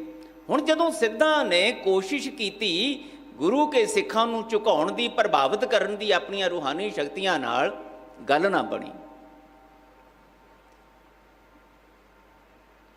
ਗੁਰੂ ਨਾਨਕ ਸਾਹਿਬ ਨੂੰ ਹੀ ਮੱਥੇ ਟੇਕਦੇ ਨੇ ਸਾਰੇ ਸਿੱਖ, ਕਿਉਂਕਿ ਗੁਰੂ ਨਾਨਕ ਪਾਤਸ਼ਾਹ ਕੋਲੋਂ ਲੋਕ ਸੁਖੀਆ ਬਣਾਉਣ ਦੀ ਜਾਚ ਸਿੱਖ ਲਈ। ਗੁਰੂ ਪਿਆਰਿਓ, ਆਪਾਂ ਵੀ ਇਦਾਂ ਹੀ ਬੈਠੇ ਹਾਂ। ਅੱਜ ਭਾਵਨਾ ਸਾਡੀ ਵੀ ਇਹੋ ਹੀ ਹੈ। ਇੱਥੇ ਜਦੋਂ ਚੱਲ ਕੇ ਆ ਰਹੇ ਹਾਂ, ਇੱਥੇ ਆ ਕੇ ਨਮਸਕਾਰ ਕਰਦੇ ਹਾਂ, ਭੇਟਾਵਾਂ ਚੜਾਉਂਦੇ ਹਾਂ, ਗੁਰੂ ਦੇ ਸਨਮੁਖ ਹੱਥ ਜੋੜਦੇ ਹਾਂ, ਝੋਲੀਆਂ ਅੱਡਦੇ ਹਾਂ, ਭਾਵੇਂ ਮੰਗਾਂ ਕੋਈ ਵੀ ਹੋਣ, ਅਰਦਾਸਾਂ ਕਿਸੇ ਵੀ ਇੱਛਾ ਦੀ ਪੂਰਤੀ ਵਾਸਤੇ ਹੋਣ, ਪਰ ਨਿਸ਼ਾਨਾ ਇੱਕੋ ਹੀ ਹੈ, ਪਾਤਸ਼ਾਹ ਇਹ ਲੰਘ ਰਿਹਾ ਸਮਾਂ ਸਾਡਾ, ਇਹ ਚਿੰਤਾ ਮੁਕਤ ਹੋ ਜਾਏ, ਡਰ ਸਹਿਮ ਤੋਂ ਮੁਕਤ ਹੋ ਜਾਏ, ਕਿਤੇ ਸੁਲੱਖਣੀ ਘੜੀ ਇਹੋ ਜਿਹੀ ਬਖਸ਼ ਦਿਓ ਜਿਹਦੇ ਵਿੱਚ ਅਸੀਂ ਆਨੰਦ ਨਾਲ, ਮਸਤੀ ਨਾਲ, ਬੇਪਰਵਾਹੀ ਨਾਲ ਜਿਉਣਾ ਸਿੱਖ ਸਕੀਏ। ਸਾਨੂੰ ਇਸ ਤਰ੍ਹਾਂ ਦੀ ਸੋਝੀ ਬਖਸ਼ਿਸ਼ ਕਰ ਦਿਓ। ਆਨੰਦ ਮੰਗਣ ਆਏ ਹਾਂ। ਉਸ ਵੇਲੇ ਵੀ ਉਹਨਾਂ ਗੁਰਸਿੱਖਾਂ ਨੇ ਇਹੀ ਮੰਗਿਆ ਸੀਗਾ। ਹਰ ਇੱਕ ਮਨੁੱਖ ਦੀ ਮੰਗ ਇਹੋ ਹੀ ਹੁੰਦੀ ਹੈ, ਜੀਵਨ ਆਨੰਦ ਸੁੱਖ ਵਿੱਚ ਗੁਜ਼ਰੇ, ਸਾਨੂੰ ਭੁੱਖਾਂ ਤੰਗ ਨਾ ਕਰਨ, ਸਾਨੂੰ ਲੋੜਾਂ ਬੇਚੈਨ ਨਾ ਕਰਨ। ਇਹ ਸਿੱਖਣ ਵਾਸਤੇ ਆਏ ਆ। ਤੇ ਜਦੋਂ ਸਿੱਧਾਂ ਨੇ ਕੋਸ਼ਿਸ਼ ਕੀਤੀ, ਨਹੀਂ ਗੱਲ ਬਣੀ, ਤੇ ਹਾਰ ਕੇ ਗੁਰੂ ਨਾਨਕ ਸਾਹਿਬ ਨੂੰ ਕਹਿੰਦੇ, ਭਈ ਤੁਸੀਂ ਆਪਣੇ ਸਿੱਖਾਂ ਨੂੰ ਇਹ ਸਿਖਾਇਆ ਕੀ ਹੈ? ਅਸੀਂ ਤੇ ਬੜੀ ਕੋਸ਼ਿਸ਼ ਕੀਤੀ ਇਹਨਾਂ ਨੂੰ ਝੁਕਾਉਣ ਦੀ, ਇਹ ਝੁਕਦੇ ਹੀ ਨਹੀਂ ਸਾਡੇ ਸਾਹਮਣੇ। ਕੀ ਘੋਲ ਕੇ ਪਿਆਤਾ, ਕੀ ਇਹੋ ਜਿਹੀ ਤੁਸੀਂ ਇਹਨਾਂ ਨੂੰ ਸੋਝੀ ਕਰਾਤੀ ਹੈ? ਮਹਾਰਾਜ ਕਹਿੰਦੇ, ਸਿੱਧ ਪੁਰਸ਼ੋ, ਮੈਂ ਤੇ ਸਿਰਫ ਇੰਨਾ ਹੀ ਇਹਨਾਂ ਨੂੰ ਸਿਖਾਇਆ ਕਿ ਕਿਰਤ ਤੇ ਕੀਰਤ ਦੇ ਸੁਮੇਲ ਨਾਲ ਦੇਣਾ ਸਿੱਖੋ, ਵੰਡ ਕੇ ਛਕਣਾ ਸਿੱਖੋ, ਸੁਖੀ ਹੋਣਾ ਸਿੱਖੋ ਤੇ ਦੂਜੇ ਦਾ ਦੁੱਖ ਵੰਡਾਉਣਾ ਸਿੱਖੋ। ਕਰਤਾਰਪੁਰ ਦੇ ਵਿੱਚ ਜੇ ਕਰਤਾ ਚਿੱਤ ਆਉਂਦਾ ਰਹੇਗਾ ਤੇ ਤੁਹਾਨੂੰ ਦੁਨੀਆ ਦੀ ਮੁਥਾਜੀ ਨਹੀਂ ਹੋਏਗੀ। ਦੁਨੀਆ ਸਾਹਮਣੇ ਨਹੀਂ ਝੁਕੋਗੇ, ਦੁਨੀਆ ਤੁਹਾਡੇ ਸਾਹਮਣੇ ਝੁਕ ਕੇ ਤੁਹਾਡਾ ਸਤਿਕਾਰ ਕਰੇਗੀ। ਇਸੇ ਕਰਕੇ ਇਹ ਤੁਸੀਂ ਇਹਨਾਂ ਨੂੰ ਝੁਕਾਉਣਾ ਚਾਹਿਆ ਹੀ ਨਹੀਂ ਝੁਕੇ, ਕਿਉਂਕਿ ਇਹ ਕਰਤਾਰ ਅੱਗੇ ਝੁਕਣਾ ਸਿੱਖ ਗਏ ਨੇ, ਇਹ ਵਾਹਿਗੁਰੂ ਜੀ ਅੱਗੇ ਝੁਕਣਾ ਸਿੱਖ ਗਏ ਨੇ। ਹੁਣ ਇਹ ਦੁਨੀਆ ਦੇ ਸਾਹਮਣੇ ਇਹਨਾਂ ਨੂੰ ਝੁਕਣ ਦੀ ਲੋੜ ਨਹੀਂ। ਇੱਥੇ ਬੈਠੇ ਆ ਗੁਰੂ ਪਿਆਰਿਓ, ਸਾਨੂੰ ਰੋਜ਼ ਸਾਡਾ ਕਾਮ ਹਰਾ ਦਿੰਦਾ ਹੈ, ਜਿਹਦੇ ਵਿੱਚੋਂ ਦੁੱਖ ਪਛਤਾਵਾ ਨਿਕਲਦਾ ਹੈ। ਸਾਡਾ ਕ੍ਰੋਧ, ਸਾਡਾ ਹੰਕਾਰ, ਸਾਡਾ ਲੋਭ, ਸਾਡਾ ਮੋਹ, ਸਾਡੀ ਈਰਖਾ, ਸਾਡੀ ਤ੍ਰਿਸ਼ਨਾ, ਮੈਂ ਮੇਰੀ ਮੇਰੀ, ਆ ਮੇਰਾ, ਆ ਤੇਰਾ, ਤੂੰ ਮੇਰੇ ਤੋਂ ਅੱਗੇ ਕਿਵੇਂ ਨਿਕਲ ਕੇ ਆਏਂਗਾ? ਮੈਂ ਆ ਤੇ ਤੂੰ ਅੱਗੇ ਨਿਕਲ ਕੇ ਦਿਖਾ, ਮੈਂ ਤੈਨੂੰ ਦੱਸਾਂਗਾ ਮੈਂ ਕੌਣ ਹੋਣਾ। ਭਾਵੇਂ ਤੇਰੀ ਪੱਗ ਲਾਉਣੀ ਪਵੇ, ਤੈਨੂੰ ਬੇਇੱਜ਼ਤ ਕਰਨਾ ਪਵੇ, ਤੈਨੂੰ ਸੰਸਾਰ ਸਾਹਮਣੇ ਭੰਡਣਾ ਪਵੇ, ਜੋ ਕੁਝ ਤੂੰ ਨਹੀਂ ਹੈ ਉਹ ਵੀ ਤੇਰੇ ਤੇ ਔਗਣ ਥੋਪ ਕੇ ਮੈਂ ਦੁਨੀਆ ਦੇ ਸਾਹਮਣੇ ਤੈਨੂੰ ਦੱਸਾਂਗਾ ਕਿ ਮੈਂ ਕੌਣ ਹਾਂ। ਹੁਣ ਇਸ ਬਿਰਤੀ ਵਿੱਚੋਂ ਅਸੀਂ ਗੁਰੂ ਘਰ ਵਿੱਚ ਆ ਕੇ ਸੁੱਖ ਲੱਭੀਏ, ਬਖਸ਼ਿਸ਼ ਲੱਭੀਏ, ਆਨੰਦ ਲੱਭੀਏ। ਮਹਾਰਾਜ ਕਹਿੰਦੇ ਇੱਦਾਂ ਨਹੀਂ ਹੁੰਦਾ। ਲੋੜ ਹੈ ਦਾਖ ਬਿਜੌਰੀਆਂ, ਕਿੱਕਰ ਬੀਜੈ ਜੱਟ, ਹੰਢੈ ਉੱਨ ਕਤਾਇਂਦਾ, ਪੈਦਾ ਲੋੜ ਹੈ ਪੱਟ। ਇੱਦਾਂ ਨਹੀਂ ਪ੍ਰਾਪਤੀਆਂ ਹੋਣੀਆਂ। ਗੁਰੂ ਦੇ ਕੋਲ ਆ ਕੇ ਜੇ ਫੇਰ ਤੁਸੀਂ ਉਹੀ ਸੁਰਤੀਆਂ ਬਿਰਤੀਆਂ, ਕਾਮੀ ਕ੍ਰੋਧੀ ਹੰਕਾਰੀ ਬਿਰਤੀਆਂ ਦੇ, ਈਰਖਾਲੂ ਬਿਰਤੀਆਂ ਦੇ, ਤ੍ਰਿਸ਼ਾਨੂ ਬਿਰਤੀਆਂ ਦੇ ਮੁਤਾਜ ਰਹੇ, ਉਹੀ ਬਿਰਤੀਆਂ ਤੁਹਾਨੂੰ ਪ੍ਰਭਾਵਿਤ ਕਰਦੀਆਂ ਰਹੀਆਂ ਇੱਥੇ ਗੁਰਦੁਆਰੇ ਆਉਣ ਤੋਂ ਬਾਅਦ ਵੀ ਤੇ ਗੁਰਦੁਆਰੇ ਆਉਣ ਤੋਂ ਪਹਿਲਾਂ ਵੀ, ਖੜੋਤ ਤੇ ਤੁਹਾਡੇ ਜੀਵਨ ਵਿੱਚ ਬਣੀ ਰਹੀ। ਕਦੋਂ ਤੁਸੀਂ ਉਦਮ ਕੀਤਾ? ਮਹਾਰਾਜ ਕਹਿੰਦੇ ਮੈਂ ਤੁਹਾਨੂੰ ਝੰਜੋੜਨਾ ਚਾਹੁੰਦਾ, ਆਤਮ ਚਿੰਤਨ ਕਰਿਆ ਕਰੋ। ਅੱਜ ਵੀ ਇਹੀ ਗੱਲ ਗੁਰੂਦੇਵ ਕਹਿੰਦੇ ਹੈ। ਮੈਂ ਤੁਹਾਡੇ ਸਾਹਮਣੇ ਉਹ ਲੱਛਣ ਪ੍ਰਗਟ ਕਰਨੇ ਚਾਹੁੰਦਾ ਜਿਨ੍ਹਾਂ ਲੱਛਣਾਂ ਦੇ ਕਰਕੇ ਤੁਸੀਂ ਬੇਚੈਨ ਅਸ਼ਾਂਤ ਹੋ, ਦਿਨੇ ਰਾਤ ਬੇਚੈਨ ਦੌੜ ਭੱਜ ਵਿੱਚ ਪਏ ਰਹਿੰਦੇ ਹੋ। ਲੰਘੀ ਜਾ ਰਿਹਾ ਦਿਨ ਵੀ, ਲੰਘੀ ਜਾ ਰਹੀ ਹੈ ਰਾਤ ਵੀ, ਪਰ ਦੁੱਖ ਦਾ ਪਲ ਉੱਥੇ ਹੀ ਖੜਾ। ਡਰ ਚਿੰਤਾ ਦੀ ਬਿਰਤੀ ਉੱਥੇ ਹੀ ਖੜੀ ਹੈ। ਇੱਥੇ ਆ ਕੇ ਰੋਜ਼ ਮੇਰੇ ਕੋਲੋਂ ਤੁਸੀਂ ਪੜ੍ਹੀ ਸੁਣੀ ਜਾਂਦੇ ਹੋ, ਗੁਰਾ ਇੱਕ ਦੇ ਬੁਝਾਈ, ਸਭਨਾ ਜੀਆਂ ਕਾ ਇੱਕ ਦਾਤਾ, ਸੋ ਮੈਂ ਵਿਸਰ ਨਾ ਜਾਈ। ਪਾਤਸ਼ਾਹ ਮੇਰੇ ਤੇ ਇਹ ਕਿਰਪਾ ਕਰਕੇ ਇਹ ਸੋਝੀ ਦੇ ਦਿਓ ਕਿ ਜਿਹੜਾ ਸਾਰਿਆਂ ਦਾ ਦਾਤਾ ਹੈ, ਸਾਰਿਆਂ ਨੂੰ ਦਾਤਾਂ ਦੇਣ ਵਾਲਾ ਹੈ, ਮੇਰਾ ਵੀ ਦਾਤਾ ਹੈ, ਮੈਨੂੰ ਉਹ ਵਿਸਰ ਨਾ ਜਾਵੇ। ਤੇ ਬਾਹਰ ਜਾ ਕੇ ਤੇ ਸਾਨੂੰ ਵਿਸਰ ਜਾਂਦਾ ਹੈ। ਜੇ ਸਾਨੂੰ ਇਹ ਚੇਤਾ ਰਹੇ ਕਿ ਸਾਡਾ ਸਾਰਿਆਂ ਦਾ ਰਾਜ਼ਕ ਜਿਹੜਾ ਹੈ, ਦਾਤਾਂ ਦੇਣ ਵਾਲਾ ਉਹ ਹੈ, ਮੈਂ ਤੇ ਸਿਰਫ ਉਹਦੀ ਦਿੱਤੀ ਹੋਈ ਸਮਝ ਸਮਰੱਥਾ ਨਾਲ ਯਤਨ ਕਰ ਲੈ, ਇਹਦੇ ਨਤੀਜੇ ਉਸ ਪ੍ਰਤਪਾਲਕ ਨੇ ਆਪਣੇ ਸਿਰ ਤੇ ਲਏ ਹੋਏ ਨੇ। ਮੈਨੂੰ ਰੋਜ਼ ਗੁਰੂ ਸਾਹਿਬ ਕਹਿੰਦੇ ਹੈ ਵੀ ਆ ਸਬਕ ਦ੍ਰਿੜ ਕਰ, ਨਾਨਕ ਚਿੰਤਾ ਮਤ ਕਰੋ, ਚਿੰਤਾ ਤਿਸ ਹੀ ਹੈ, ਜਲ ਮੈਂ ਜੰਤ ਹੋ ਪਾਏ, ਤਿਨਾ ਪੇ ਰੋਜ਼ੀ ਦੇ। ਤੂੰ ਫੇਰ ਨਹੀਂ ਹਟਦਾ, ਤੂੰ ਫੇਰ ਚਿੰਤਾਤੁਰ ਹੋਣੋਂ ਨਹੀਂ ਹਟਦਾ। ਭਾਈ ਸੇਵਾ ਦਾਸ ਦੀਆਂ ਪਰਚੀਆਂ ਇੱਕ ਪੁਸਤਕ ਹੈ ਭਾਈ ਸੇਵਾ ਦਾਸ ਜੀ ਦੀ ਲਿਖੀ ਹੋਈ, ਉਹਦੇ ਵਿੱਚ ਇੱਕ ਇਸ ਪ੍ਰਥਾ ਬੜੀ ਭਾਵਪੂਰਤ ਸਾਖੀ ਆਉਂਦੀ ਹੈ। ਇੱਕ ਸਿੱਖ ਧੰਨ ਗੁਰੂ ਹਰਿਰਾਏ ਸਾਹਿਬ ਪਾਤਸ਼ਾਹ ਸਤਵੇਂ ਸਤਿਗੁਰੂ ਜੀ ਦੀ ਸੰਗਤ ਵਿੱਚ ਆਇਆ, ਦਰਬਾਰ ਵਿੱਚ ਆਇਆ, ਜਿਵੇਂ ਆਪਾਂ ਬੈਠੇ ਹਾਂ, ਆਪਾਂ ਵੀ ਮੰਗਾਂ ਰੱਖਦੇ ਹਾਂ, ਅਤੇ ਉਹਨੇ ਵੀ ਆ ਕੇ ਹੱਥ ਜੋੜ ਕੇ ਬੇਨਤੀ ਕੀਤੀ, ਸੱਚੇ ਪਾਤਸ਼ਾਹ ਮੇਰੀ ਅੰਦਰ ਦੀ ਇੱਕ ਬਿਰਤੀ, ਮੇਰੀ ਮੰਗ ਪਾਤਸ਼ਾਹ ਮੈਨੂੰ ਬਹੁਤ ਤੰਗ ਕਰਦੀ ਹੈ। ਮਹਾਰਾਜ ਨੇ ਮੁਸਕਰਾ ਕੇ ਨੇਤਰ ਉਸ ਸਿੱਖ ਵੱਲ ਕੀਤੇ, ਕਹਿਣ ਲੱਗੇ, ਦੱਸ ਭਾਈ ਸਿੱਖਾ, ਗੁਰੂ ਨਾਨਕ ਦੇ ਦਰ ਘਰ 'ਤੇ ਆਇਆ, ਕਿਸ ਗੱਲ ਦੀ ਬੇਚੈਨੀ? ਕਹਿੰਦਾ ਜੀ ਬਹੁਤ ਚਿੰਤਾ ਤੁਰਾਂ, ਬੜੀ ਚਿੰਤਾ ਦਿਮਾਗ ਦੇ ਵਿੱਚ। ਕੀ ਹੋਇਆ ਪਾਤਸ਼ਾਹ? ਕਹਿੰਦੇ ਹੋਇਆ ਇਹ ਜੀ ਕਿ ਮੇਰਾ ਜਵਾਨ ਚੜ੍ਹਦੀ ਜਵਾਨੀ ਵੱਲ ਜਾ ਰਿਹਾ ਬੱਚਾ ਉਹ ਮਰ ਗਿਆ, ਮੇਰੇ 2 ਹੋਰ ਬੱਚੇ ਨੇ ਛੋਟੇ, ਅਤੇ ਇੱਕ ਮੇਰੀ ਪਤਨੀ ਹੈ, ਮੇਰੀ ਸਿਹਤ ਬਹੁਤੀ ਠੀਕ ਨਹੀਂ ਰਹਿੰਦੀ, ਅਤੇ ਮੈਨੂੰ ਚਿੰਤਾ ਇਸ ਗੱਲ ਦੀ ਰਹਿੰਦੀ ਹੈ ਵੀ ਜੇ ਮੈਨੂੰ ਕੁਝ ਹੋ ਗਿਆ ਤਾਂ ਮੇਰੇ ਪਰਿਵਾਰ ਦਾ ਕੀ ਬਣੇਗਾ? ਮਹਾਰਾਜ ਮੁਸਕਰਾ ਕੇ ਕਹਿੰਦੇ, ਓਏ ਭਲਿਆ, ਗੁਰੂ ਨਾਨਕ ਦਾ ਤੂੰ ਸਿੱਖ ਕਹਾਉਣਾ ਹੈ, ਰੋਜ਼ ਤੂੰ ਇਹ ਸਬਕ ਕਿਤੇ ਨਾ ਕਿਤੇ ਸਿੱਖਦਾ ਹੋਏਗਾ, ਪੜ੍ਹਦਾ ਹੋਏਗਾ ਗੁਰੂ ਦੀ ਧਰਮਸਾਲ 'ਚ ਗੁਰਦੁਆਰੇ ਵਿੱਚ ਬੈਠ ਕੇ। ਤੈਨੂੰ ਸਮਝ ਨਹੀਂ ਆਈ ਕਿ ਸਭਨਾ ਜੀਆਂ ਕਾ ਇੱਕ ਦਾਤਾ, ਸੋ ਮੈਂ ਵਿਸਰ ਨਾ ਜਾਈ ਦਾ ਉਪਦੇਸ਼, ਇਹਦਾ ਮਹਿਨਾ ਕੀ ਹੈ, ਇਹਦਾ ਅਰਥ ਕੀ ਹੈ? ਤੇਰੇ ਜ਼ਿਹਨ ਵਿੱਚ, ਤੇਰੀ ਸੋਝੀ ਵਿੱਚ, ਤੇਰੇ ਦਿਮਾਗ ਦੇ ਵਿੱਚ, ਹਿਰਦੇ ਵਿੱਚ ਇਹ ਸਬਕ ਦ੍ਰਿੜ ਨਹੀਂ ਹੋਇਆ? ਯਾਦ ਰੱਖ, ਜੇ ਤੈਨੂੰ ਰੋਜ਼ ਇਹ ਆਖਿਆ ਜਾਂਦਾ ਹੈ ਨਾਨਕ ਚਿੰਤਾ ਮਤ ਕਰੋ, ਚਿੰਤਾ ਤਿਸ ਹੀ ਹੈ, ਤੇ ਫਿਰ ਕਿਉਂ ਨਹੀਂ ਤੂੰ ਇਹ ਸਬਕ ਸੁਣ ਕੇ ਦ੍ਰਿੜ ਕਰਦਾ? ਬਥੇਰਾ ਮਹਾਰਾਜ ਨੇ ਪਿਆਰ ਨਾਲ ਸਮਝਾਉਣ ਦੀ ਕੋਸ਼ਿਸ਼ ਕੀਤੀ, ਕਹਿੰਦੇ ਜੀ ਮੈਂ ਕੀ ਕਰਾਂ, ਨਹੀਂ ਬਣਦੀ ਗੱਲ ਮੇਰੇ ਕੋਲੋਂ, ਚਿੰਤਾ ਨਹੀਂ ਨੁਕਦੀ,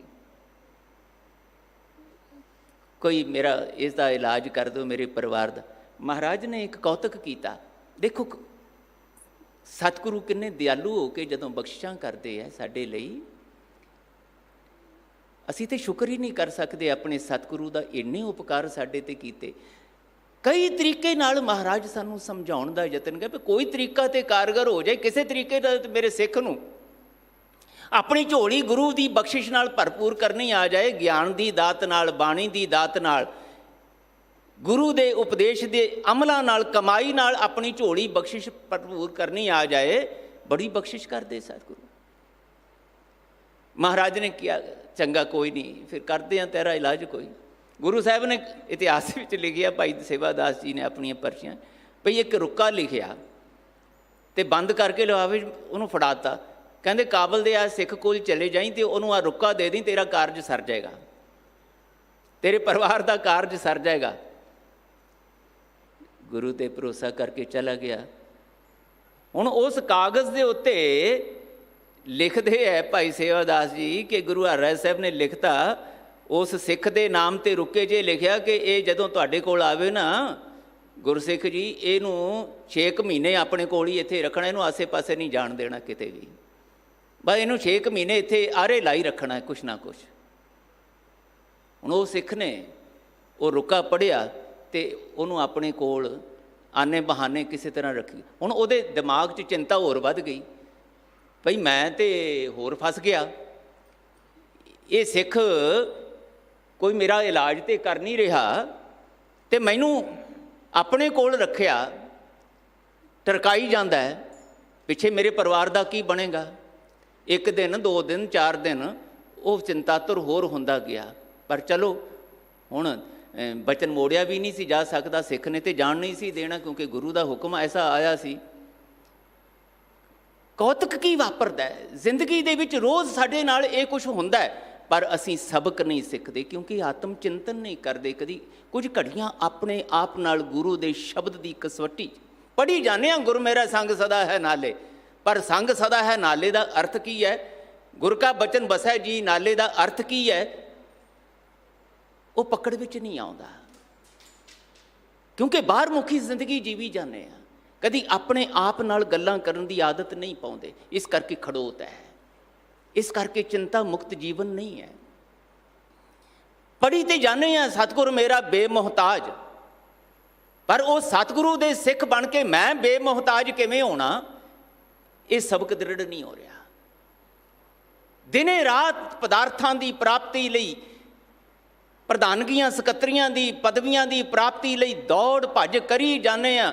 ਉਹ ਫੁਰਨੇ ਹੰਕਾਰ ਦੇ, ਲੋਭ ਦੇ, ਪਕੜ ਦੇ, ਈਰਖਾ ਦੇ, ਤ੍ਰਿਸ਼ਨਾ ਦੇ ਚੱਲੀ ਜਾਂਦੇ ਹੈ। ਦਿਨ ਤੇ ਸਰ ਪਰ ਪੌਸੀ ਰਾਤ, ਰਹਿਣ ਗਈ ਫਿਰ ਹੋਏ ਪ੍ਰਭਾਤ, ਇਹ ਚੱਲੀ ਜਾਂਦਾ ਹੈ। ਦਿਨ ਤੇ ਪੈਰ, ਪੈਰ ਤੇ ਘਰੀਆਂ, ਆਵ ਘਟੈ ਤਨ ਛੀਜੈ, ਤਨ ਛਿੱਜੀ ਜਾ ਰਿਹਾ, ਪਰ ਮਨ ਦੀਆਂ ਇੱਛਾਵਾਂ ਛਿੱਜਦੀਆਂ ਨਹੀਂ ਪਈਆਂ, ਹੋਰ ਤਾਕਤਵਰ ਬਣ ਕੇ ਸਾਡੇ ਤੇ ਸਵਾਰ ਹੋ ਰਹੀਆਂ।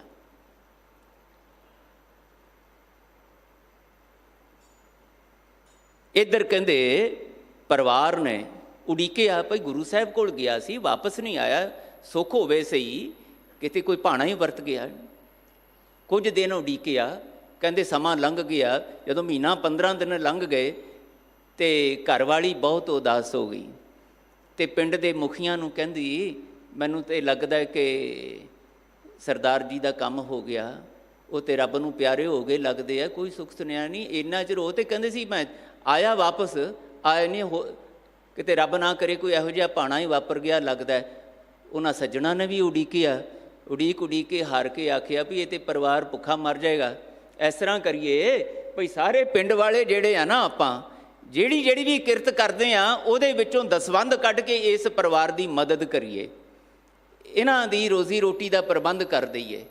ਤੇ ਇੱਕ ਤਾਂ ਉਹਨਾਂ ਨੇ ਫਸਲ ਬਾੜੀ ਜਿਹੜੀ ਸੀ ਉਹਦੇ ਵਿੱਚੋਂ ਜੋ ਕੁਛ ਵੀ ਅੰਨ ਪਾਣੀ ਸੀਗਾ ਉਸ ਪਰਿਵਾਰ ਨੂੰ ਸਾਰਿਆਂ ਨੇ ਦਸਵੰਧ ਕੱਢਿਆ। ਤੇ ਉਹ ਦਸਵੰਧ ਕੱਢਦਿਆਂ ਪੂਰੇ ਪਿੰਡ ਦੇ ਕਿਰਤੀਆਂ ਵੱਲੋਂ ਜਦੋਂ ਉੱਥੇ ਪਹੁੰਚਾਇਆ ਤਾਂ ਕਿੰਨਾ ਸਾਰਾ ਇਕੱਠਾ ਹੋ ਗਿਆ। ਉਹ ਪਦਾਰਥਾਂ ਦੀ ਲੋੜ ਮੁੱਕ ਗਈ। ਨਾਲ ਹੀ ਉੱਥੇ ਇੱਕ ਕਹਿੰਦੇ ਪਿੰਡ ਦੇ ਵਿੱਚ ਸਿਆਣੀ ਸੀਗੀ, ਸਿਆਣੀ ਉਹ ਕੱਪੜੇ ਬੁਣਨੇ, ਕਸੀਦਾ ਕੱਢਣਾ, ਕਢਾਈ ਕੱਢਣੀ, ਸਿਉਣੇ ਜਾਣਦੀ ਸੀ। ਉਹਨੇ ਮਾਂ ਧੀ ਨੂੰ ਆਪਣੇ ਕੋਲ ਰੱਖ ਲਿਆ, ਸਿਖਲਾਈ ਦੇ ਕੇ ਉਹਨੂੰ ਇਸ ਤਰੀਕੇ ਨਾਲ ਕੱਪੜਾ ਬੁਣਨਾ ਤੇ ਸੀਣਾ ਵਗੈਰਾ ਸਿਖਾਤਾ। ਉਹ ਵੀ ਕਿਰਤ 'ਚ ਲੱਗ ਗਈਆਂ ਤੇ ਮੁੰਡਾ ਜਿਹੜਾ ਸੀਗਾ ਉਹਨੂੰ ਪਿੰਡ ਦੇ ਹਟਵਾਣੀਆਂ ਨੇ ਆਪਣੇ ਕੋਲ ਰੱਖ ਲਿਆ। ਇਸ ਤਰ੍ਹਾਂ ਸਾਰੇ ਪਰਿਵਾਰ ਦੀ ਰੋਜ਼ੀ ਰੋਟੀ ਚੱਲਣ ਲੱਗ ਗਈ। ਸੋਹਣਾ ਪਿੰਡ ਵਾਲਿਆਂ ਨੇ ਰਲ ਕੇ ਮਕਾਨ ਵੀ ਬਣਵਾਤਾ ਤੇ ਗੁਜ਼ਰਾਨ ਠੀਕ ਚੱਲਣ ਲੱਗ ਗਿਆ। ਉਹ 6 ਮਹੀਨੇ ਬਾਅਦ ਉਹ ਗੁਰਸਿੱਖ ਨੇ ਜਦੋਂ ਭੇਜਿਆ ਕਾਬਲ ਤੋਂ ਤੇ ਮਨ ਦੇ ਵਿੱਚ ਚਿੰਤਾ, ਮੇਰੇ ਪਰਿਵਾਰ ਦਾ ਤੇ ਕੁਛ ਨਹੀਂ ਬਚਿਆ ਹੋਣਾ, ਉਹ ਤੇ ਸਭ ਖਤਮ ਹੋ ਗਿਆ ਹੋਣਾ, ਕਿੱਥੇ ਜਾਵਾਂਗਾ, ਕੀ ਕਰਾਂਗਾ। ਉਹ ਤੇ ਨਿੰਮੋ ਝੂਣਾ ਹੋਇਆ, ਚਿੰਤਾ ਵਿੱਚ ਗਰਸਿਆ। ਤੇ ਜਦੋਂ ਪਿੰਡ ਪਹੁੰਚਦਾ ਤੇ ਕੀ ਦੇਖਦਾ ਕਿ ਮੇਰੇ ਉਹ ਝੁੱਗੀ ਵਾਲੇ ਘਰ ਦਾ ਤੇ ਉੱਥੇ ਬਹੁਤ ਸੋਹਣਾ ਘਰ ਬਣਿਆ ਪਿਆ। ਤੇ ਪੁੱਛਦਾ ਜਦੋਂ ਤੇ ਸਾਰੇ ਬੜੇ ਖੁਸ਼ ਹੋ ਕੇ ਦੱਸਦੇ ਤੇਰੇ ਪਰਿਵਾਰ। ਫਿਰ ਮਨ ਦੇ ਵਿੱਚ ਆਇਆ, ਮਨਾ ਜਿਸ ਗੁਰੂ ਕੋਲ ਚੱਲ ਕੇ ਗਿਆ ਸੀ ਉਸ ਗੁਰੂ ਨੇ ਆਖਿਆ ਸੀ ਤੇਰੇ ਕਾਰਜ ਸਵਰ ਜਾਣਗੇ, ਤੇਰੇ ਪਰਿਵਾਰ ਦੇ ਕਾਰਜ ਸਵਰ ਜਾਣਗੇ। ਇਹ ਤੇ ਮੇਰੇ ਕੋਈ ਗੁਰੂ ਦੀ ਕੌਤਕ ਖੇਡ ਵਾਪਰੀ ਹੈ, ਕਲਾ ਵਾਪਰੀ ਹੈ। ਕਿੱਦਾਂ ਸ਼ੁਕਰ ਕਰਾਂ ਆਪਣੇ ਪਿਤਾ ਦਾ, ਗੁਰੂ ਦਾ ਕਿਵੇਂ ਸ਼ੁਕਰ ਕਰਾਂ। ਮੈਂ ਤੇ ਭੁੱਲ ਹੀ ਗਿਆ ਸੀਗਾ ਕਿ ਮੇਰੇ ਕਰਕੇ ਮੇਰਾ ਪਰਿਵਾਰ ਹੈ, ਜੇ ਮੈਂ ਨਾ ਹੋਵਾਂ ਤੇ ਮੇਰੇ ਪਰਿਵਾਰ ਦਾ ਕੀ ਬਣੇਗਾ। ਤੇ ਗਿਆ ਗੁਰੂ ਸਾਹਿਬ ਦੇ ਕੋਲ ਦਰਬਾਰ ਵਿੱਚ ਜਾ ਕੇ ਕਹਿੰਦਾ ਸੱਚੇ ਪਾਤਸ਼ਾਹ ਮੇਰੀਆਂ ਭੁੱਲਾਂ ਬਖਸ਼ ਦਿਓ, ਮੈਨੂੰ ਨਹੀਂ ਸੀ ਸਮਝ ਆ ਰਹੀ। ਮੈਂ ਸਮਝਦਾ ਸੀਗਾ ਕਿ ਮੈਂ ਰਾਜ਼ਕ ਹਾਂ, ਮੈਂ ਹਾਂ ਇਸ ਪਰਿਵਾਰ ਦੀ ਪਾਲਣਾ ਪੋਸਣਾ ਕਰਨ ਵਾਲਾ, ਜੇ ਮੈਂ ਨਾ ਹੋਵਾਂ ਤੇ ਕੀ ਬਣੇਗਾ ਪਰਿਵਾਰ ਦਾ। ਪਾਤਸ਼ਾਹ ਮੈਨੂੰ ਅੱਜ ਪਤਾ ਲੱਗਿਆ ਕਿ ਨਹੀਂ, ਤੁਹਾਡੇ ਰਾਹੀਂ ਸਿੱਖ ਬਣ ਕੇ ਇਹ ਸੋਝੀ ਹਾਸਿਲ ਕਰਨੀ ਹੈ ਕਿ ਨਹੀਂ, ਰਾਜ਼ਕ ਸਭਨਾ ਜੀਆਂ ਕਾ ਇੱਕ ਦਾਤਾ ਸੋ ਮੈਂ ਵਿਸਰ ਨਾ ਜਾਈ। ਪਾਤਸ਼ਾਹ ਕਹਿੰਦੇ ਉਹ ਗੁਰਸਿੱਖੋ ਬਸ ਯਾਦ ਰੱਖਿਓ, ਗੁਰੂ ਨਾਨਕ ਦੇ ਘਰ ਵਿੱਚ ਆ ਕੇ ਹੋਰ ਨਹੀਂ ਕੁਝ ਫਰਕ ਪੈਂਦਾ ਹੁੰਦਾ। ਤੁਹਾਡੀ ਮੱਤ ਦੇ ਵਿੱਚ, ਤੁਹਾਡੀ ਸੋਚਣੀ ਦੇ ਵਿੱਚ, ਤੁਹਾਡੇ ਖਿਆਲਾਂ ਵਿੱਚ ਫਰਕ ਆਉਂਦਾ ਹੈ। ਜਦੋਂ ਦੁਨੀਆ ਦੀ ਭੀੜ ਵਿੱਚੋਂ ਨਿਕਲ ਕੇ ਮੇਰੇ ਕੋਲ ਚੱਲ ਕੇ ਇੱਥੇ ਆਉਂਦੇ ਹੋ ਨਾ, ਤੇ ਮਹਾਰਾਜ ਕਹਿੰਦੇ ਮੈਂ ਵਾਹਿਗੁਰੂ ਜੀ ਦੀ ਜਦੋਂ ਤੁਹਾਨੂੰ ਉਸਤਤੀ ਕਰਨੀ ਸਿਖਾਉਣਾ ਨਾ, ਉਸ ਉਸਤਤੀ ਦੇ ਵਿੱਚ ਇਹ ਸਿਖਾਉਣਾ ਹੈ ਮੈਂ ਤੁਹਾਨੂੰ, ਨਾਨਕ ਚਿੰਤਾ ਮਤ ਕਰੋ, ਚਿੰਤਾ ਤਿਸ ਹੀ ਹੈ ਉਦਮ ਕਰੋ, ਤੁਸੀਂ ਕਿਰਤ ਕਰੋ, ਜਿਹੜੀ ਵੀ ਕਿਰਤ ਕਰ ਸਕਦੇ ਹੋ ਉਹ ਕਿਰਤ ਕਰੋ। ਆਲਸੀ ਦਲਿਦਰੀ ਨਹੀਂ, ਉਦਮ ਕਰੇਂਦਿਆਂ ਜਿਉ ਤੂੰ ਕਮਾਵਦਿਆਂ ਸੁਖ ਪੁੰਚ, ਧਿਆਇਂਦਿਆਂ ਤੂੰ ਪ੍ਰਭੂ ਮਿਲ। ਨਾਨਕ ਉਤਰੀ ਚਿੰਤ, ਇਹ ਸਬਕ ਦ੍ਰਿੜ ਕਰੋ। ਵੇਲਣ ਨਹੀਂ, ਹੱਥ ਅੱਡਣ ਵਾਲੇ, ਭਿੱਖ ਮੰਗੇ ਨਹੀਂ, ਬਲਕਿ ਦੂਜਿਆਂ ਨੂੰ ਦੇਣ ਵਾਲੇ, ਆਪਣਾ ਸੁੱਖ, ਆਪਣੀ ਕਿਰਤ, ਆਪਣੀ ਕੀਰਤ ਵੰਡਣ ਵਾਲੇ ਮੈਂ ਤੁਹਾਨੂੰ ਇਹਦੇ ਵਿੱਚ ਹੀ ਖਾਲਸਾ ਜੀ ਕੇ ਬੋਲ ਬਾਲੇ ਨੇ ਗੁਰੂ ਪਿਆਰਿਓ। ਇਸੇ ਵਿੱਚ ਹੀ ਪੰਥ ਕੀ ਜੀਤ ਹੈ, ਇਸੇ ਵਿੱਚ ਹੀ ਹਰ ਸਿੱਖ ਦੀ ਰਚਿਆ ਰਿਆਇਤ ਹੈ। ਦੁਨੀਆ ਦੇ ਕਿਸੇ ਕੋਨੇ 'ਚ ਵੀ ਬੈਠਾ ਹੈ, ਮਹਾਰਾਜ ਕਹਿੰਦੇ ਬਸ ਮੇਰੇ ਕੋਲ ਆ ਕੇ ਮੈਂ ਤੁਹਾਨੂੰ ਦੁਨੀਆ ਦੀ ਭੀੜ ਵਿੱਚੋਂ ਵੱਖਰਾ ਹੋ ਕੇ ਇਸ ਤਰ੍ਹਾਂ ਦੀ ਸੁਮੱਤ ਵਾਲਾ, ਇਸ ਤਰ੍ਹਾਂ ਦੀ ਗੁਰੂ ਪਿਆਰ ਵਾਲੀ, ਪ੍ਰਭੂ ਪਿਆਰ ਵਾਲੀ ਮੱਤ ਵਾਲਾ ਜੀਵਨ ਜਿਉਂਦਿਆਂ ਦੇਖਣਾ ਚਾਹੁੰਦਾ। ਨਹੀਂ ਤਾਂ ਦੁਨੀਆ ਦੀ ਹਾਲਤ ਕੀ ਹੈ? ਮਹਾਰਾਜ ਕਹਿੰਦੇ ਮਾਇਆ ਮਨੋਂ ਨਾ ਵੀਸਰੈ, ਮੰਗੈ ਦਮਾ ਦਮ। ਇਹ ਦੁਨੀਆ ਦੇ ਜਿਹੜੇ ਮਾਇਆਵੀ ਬਿਰਤੀ ਦੇ ਲੋਕ ਨੇ ਨਾ, ਇਹਨਾਂ ਨੂੰ ਕਦੀ ਸਮਝ ਨਹੀਂ ਆਉਂਦੀ ਕਿ ਰਾਜ਼ਕ ਜਿਹੜਾ ਹੈ ਉਹ ਕਰਤਾ ਪੁਰਖ ਹੈ। ਤੇਰੀਆਂ ਭੁੱਖਾਂ ਵੀ ਤੇਰੇ ਅੰਦਰ ਵਾਹਿਗੁਰੂ ਨੇ ਪੈਦਾ ਕੀਤੀਆਂ ਨੇ। ਉਹਦੇ ਲਈ ਆਪਣੀ ਸਮਝ ਸਮਰੱਥਾ ਜਿਹੜੀ ਵਾਹਿਗੁਰੂ ਨੇ ਤੈਨੂੰ ਦਿੱਤੀ ਹੈ, ਕਰ ਕਿਰਤ। ਪਰ ਮੇਰੇ ਕੋਲ ਚੱਲ ਕੇ ਆ, ਮੈਂ ਤੈਨੂੰ ਇਹ ਵੀ ਸੋਝੀ ਕਰਾਵਾਂਗਾ ਕਿ ਇਹ ਸਮਝ ਦਿੱਤੀ ਹੈ ਜਿਹੜੀ ਤੈਨੂੰ, ਸਮਰੱਥਾ ਦਿੱਤੀ ਹੈ ਜਿਹੜੀ ਤੈਨੂੰ ਮਨ ਤੇ ਤਨ ਕਰਕੇ, ਬੁੱਧੀ ਕਰਕੇ ਕੰਮ ਕਰਨ ਦੀ, ਇਹ ਵਾਹਿਗੁਰੂ ਦੀ ਦਿੱਤੀ ਹੋਈ ਹੈ। ਜੇ ਨਾ ਹੋਵੇ ਤੂੰ ਕਿਰਤ ਵੀ ਨਹੀਂ ਕਰ ਸਕੇਂਗਾ, ਚੰਗਾ ਸੋਚ ਵੀ ਨਹੀਂ ਸਕੇਂਗਾ, ਗੁਣਵਾਨ ਵੀ ਨਹੀਂ ਹੋ ਸਕੇਂਗਾ, ਵਿਦਿਆ ਵੀ ਗ੍ਰਹਿਣ ਨਹੀਂ ਕਰ ਸਕੇਂਗਾ। ਜੇ ਇਹ ਤੇਰੇ ਕੋਲ ਸਮਝ ਅਕਲ ਨਾ ਹੋਵੇ ਵਾਹਿਗੁਰੂ ਦੀ ਦਿੱਤੀ ਹੋਈ, ਜਿਨ੍ਹਾਂ ਕੋਲ ਨਹੀਂ ਹੈ, ਰੁਲਦੇ ਫਿਰਦੇ ਹੈ, ਕੀ ਕਰ ਸਕਦੇ ਹੈ? ਪਰ ਤੈਨੂੰ ਮਿਲੀ ਹੈ ਨਾ, ਆ ਇਸ ਮਿਲੀ ਹੋਈ ਦਾਤ ਦਾ ਤੈਨੂੰ ਮੈਂ ਸ਼ੁਕਰ ਕਰਨਾ ਸਿਖਾਵਾਂ, ਜੁੜਨਾ ਸਿਖਾਵਾਂ, ਤਾਂ ਕਿ ਤੂੰ ਉੱਧਰੋਂ ਟੁੱਟ ਸਕੇ। ਜਿਹੜਾ ਤੇਰੇ ਅੰਦਰ ਇਹ ਹੰਕਾਰੀ ਬਿਰਤੀ ਦਾ, ਆਪਣੇ ਆਪ ਨੂੰ ਦੁਨੀਆ ਦੇ ਸਾਹਮਣੇ ਸਮਰੱਥ ਦਿਖਾਉਣ ਦਾ, ਅਕਲਮੰਦ ਦਿਖਾਉਣ ਦਾ, ਬਲਵਾਨ ਹੋਣ ਦਾ ਤੂੰ ਰੋਹਬ ਪਾ ਕੇ ਟੁੱਟਿਆ ਪਿਆ ਨਾ, ਉਸ ਵਿਛੋੜੇ ਨੂੰ ਆਨੰਦ ਵਿੱਚ ਬਦਲ ਸਕਾਂ। ਇਹ ਠੀਕ ਹੈ ਕਿ ਵਾਹਿਗੁਰੂ ਨੇ ਪਾਈਆਂ ਨੇ ਇਹ ਬਿਰਤੀਆਂ ਅੰਦਰ, ਕਾਮ ਕ੍ਰੋਧ ਲੋਭ ਮੋਹ ਹੰਕਾਰ ਦੀਆਂ, ਔਰ ਇਹ ਬੰਦੇ ਨੂੰ ਬੇਹੋਸ਼ ਕਰ ਦਿੰਦੀਆਂ ਨੇ। ਭਗਤ ਕਬੀਰ ਜੀ ਦਾ ਇੱਕ ਬੜਾ ਭਾਵਪੂਰਤ ਵਿਸਮਾਦੀ ਬਚਨ ਹੈ। ਮਹਾਰਾਜ ਕਹਿੰਦੇ ਵਾਹਿਗੁਰੂ ਮੈਨੂੰ ਆ ਗਈ ਹੈ ਸਮਝ, ਇਹ ਜਿਹੜਾ ਕਾਮੀ ਬਿਰਤੀ, ਕ੍ਰੋਧੀ ਹੰਕਾਰੀ ਬਿਰਤੀ, ਇਹ ਤ੍ਰਿਸ਼ਨਾਲੂ ਬਿਰਤੀ, ਇਹ ਸਭ ਤੇਰੀਆਂ ਪਾਈਆਂ ਹੋਈਆਂ ਨੇ ਮੇਰੇ ਅੰਦਰ, ਇਹ ਮੇਰੀ ਕ੍ਰੀਏਸ਼ਨ ਨਹੀਂ ਹੈਗੀ। ਬਚਨ ਕਰਦੇ ਆ ਸਤਿਗੁਰੂ, ਕਹਿੰਦੇ ਹਰ ਠੱਗ, ਦੇਖੋ ਜਦੋਂ ਪਿਆਰ ਦੇ ਰਿਸ਼ਤੇ ਹੁੰਦੇ ਹੈ ਨਾ, ਬਣਦੇ ਹੈ ਪਿਆਰ ਸਾਂਝਾਂ ਵਿੱਚ, ਕਿਸ ਤਰ੍ਹਾਂ ਆਪਣੱਤ ਭਰੇ ਬਚਨ ਨਿਕਲਦੇ ਹੈ। ਭਗਤ ਜੀ ਕਹਿੰਦੇ ਵਾਹਿਗੁਰੂ ਜੀ ਤੁਸੀਂ ਪੱਕੇ ਠੱਗ ਹੋ, ਸਭ ਤੋਂ ਵੱਡੇ ਠੱਗ ਹੋ ਤੁਸੀਂ, ਅਤੇ ਆ ਸਾਨੂੰ ਤੁਸੀਂ ਇਸ ਪਾਸੇ ਉਜੜੇ ਪਾਉਣ ਲਈ ਆ ਠਗਮੂਰੀ ਪਾਤੀ ਸਾਡੇ ਅੰਦਰ, ਇਹ ਮਾਇਆਵੀ ਬਿਰਤੀਆਂ ਪਾਤੀਆਂ ਸਾਡੇ ਅੰਦਰ, ਵਿਕਾਰੀ ਬਿਰਤੀਆਂ ਪਾਤੀਆਂ। ਕਹਿੰਦੇ ਹਰ ਠੱਗ ਜੱਗ ਕੋ ਠਗੌਰੀ ਲਾਈ। ਠਗੌਰੀ ਦਾ ਮਤਲਬ ਉਹ ਠਗਮੂਰੀ, ਉਹ ਬੂਟੀ ਜਿਹੜੀ ਇਹ ਲੁਟੇਰੇ ਸੁੰਘਾ ਕੇ ਨਾ ਮੁਸਾਫਰਾਂ ਨੂੰ ਅਤੇ ਬੇਹੋਸ਼ ਕਰਕੇ ਅਤੇ ਫਿਰ ਉਹਨਾਂ ਕੋਲ ਜੋ ਕੁਛ ਹੁੰਦਾ ਲੁੱਟ ਲੈਂਦੇ ਨੇ। ਅੱਜ ਕੱਲ੍ਹ ਵੀ ਚੱਲਦਾ ਹੈ, ਬੇਹੋਸ਼ ਕਰਕੇ ਪਤ ਵੀ ਲੁੱਟ ਲੈਣੀ ਹੈ ਅਤੇ ਧਨ ਦੌਲਤ ਵੀ, ਸੁੱਖ ਸਾਧਨ ਵੀ ਜਿਹੜੇ ਕੋਲ ਨੇ ਲੁੱਟ ਲੈਣੇ। ਇਸ ਤਰ੍ਹਾਂ ਦੀਆਂ ਬਿਰਤੀਆਂ ਅੱਜ ਵੀ ਚੱਲਦੀਆਂ ਪਈਆਂ ਨੇ, ਪੜ੍ਹਦੇ ਹੋ ਤੁਸੀਂ। ਰੋ ਰਿਹਾ ਸੰਸਾਰ, ਇਹ ਠਗਮੂਰੀ ਲੱਗੀ ਹੈ। ਸਾਡਾ ਕਾਮ ਬੇਸੰਜਮਾ ਹੋ ਕੇ ਸਾਡੇ ਕੋਲੋਂ ਉਹ ਕੁਛ ਕਰਾਉਂਦਾ ਹੈ ਜਿਹਦੇ ਵਿੱਚੋਂ ਸਿਵਾਏ ਦੂਜੇ ਨੂੰ ਦੁਖੀ ਕਰਨ ਦੇ, ਦੂਜੇ ਨੂੰ ਬੇਚੈਨ ਕਰਨ ਦੇ, ਅਤੇ ਆਪਣੇ ਆਪ ਨੂੰ ਪਛਤਾਵੇ ਵਿੱਚ ਲਿਜਾਣ ਦੀ ਕੁਛ ਨਹੀਂ ਹੈ। ਬਾਅਦ ਦੇ ਵਿੱਚ ਭਾਵੇਂ ਰੋਈ ਜਾਣਾ, ਪਛਤਾਈ ਜਾਣਾ, ਪਰ ਇੱਕ ਵਾਰੀ ਇਹ ਕਾਮੀ ਬਿਰਤੀਆਂ, ਕ੍ਰੋਧੀ ਬਿਰਤੀਆਂ ਸਾਡੀ ਮੱਤ 'ਤੇ ਪੜਦਾ ਪਾ ਕੇ, ਸਾਨੂੰ ਉਜੜੇ ਪਾ ਕੇ ਉਹ ਕੁਛ ਕਰਾਉਂਦੀਆਂ ਜਿਹੜੀਆਂ ਕਦੇ ਵੀ ਸਾਡੇ ਸੁੱਖ ਨੂੰ, ਸਾਡੇ ਆਨੰਦ ਨੂੰ ਕਾਇਮ ਨਹੀਂ ਰੱਖ ਸਕਦੀਆਂ, ਬਲਕਿ ਬੇਚੈਨ ਅਸ਼ਾਂਤ ਕਰਦੀਆਂ। ਇਸੇ ਕਰਕੇ ਮਹਾਰਾਜ ਕਹਿੰਦੇ ਰੋ ਰਿਹਾ ਸਾਰਾ ਸੰਸਾਰ, ਚਿੰਤਤ ਹੀ ਦਿਸੈ ਸਭ ਕੋਏ। ਇਹ ਇਸੇ ਕਰਕੇ ਹੋ ਰਿਹਾ ਹੈ ਕਿ ਸਾਨੂੰ ਆਤਮ ਚਿੰਤਨ ਕਰਦਿਆਂ ਗੁਰੂ ਦੀ ਮੱਤ ਦੀ ਰੌਸ਼ਨੀ ਵਿੱਚ ਆਪਣਾ ਆਪਾ ਪੜਚੋਲਣਾ ਨਹੀਂ ਆ ਰਿਹਾ। ਕਬੀਰ ਜੀ ਕਹਿੰਦੇ ਮੈਂ ਤੇ ਜਾਣ ਲਿਆ ਆਪਣੇ ਗੁਰੂ ਕੋਲ ਬੈਠ ਕੇ, ਹਰ ਠੱਗ ਜੱਗ ਕੋ ਠਗੋਰੀ ਲਾਈ, ਪਰ ਨਾਲ ਹੀ ਹਰ ਕੈ ਵਿਯੋਗ ਕੈਸੇ ਜੀਵਾਂ ਮੇਰੀ। ਮੈਨੂੰ ਇਹ ਵੀ ਗੱਲ ਸਮਝ ਆ ਗਈ ਕਿ ਇਹ ਠੱਗ ਵਾਹਿਗੁਰੂ ਤੇਰੇ ਨਾਲ ਜੁੜਨ ਤੋਂ ਬਿਨਾਂ ਇਹ ਠੱਗਮੂਰੀ ਤੋਂ ਵੀ ਨਹੀਂ ਬਚਿਆ ਜਾ ਸਕਦਾ। ਤੇ ਕਹਿੰਦੇ ਕਹਿ ਕਬੀਰ ਠੱਗ ਸਿਉ ਮਨ ਮਾਨਿਆ ਗਈ ਠਗੌਰੀ ਠੱਗ ਪਹਿਚਾਨਿਆ।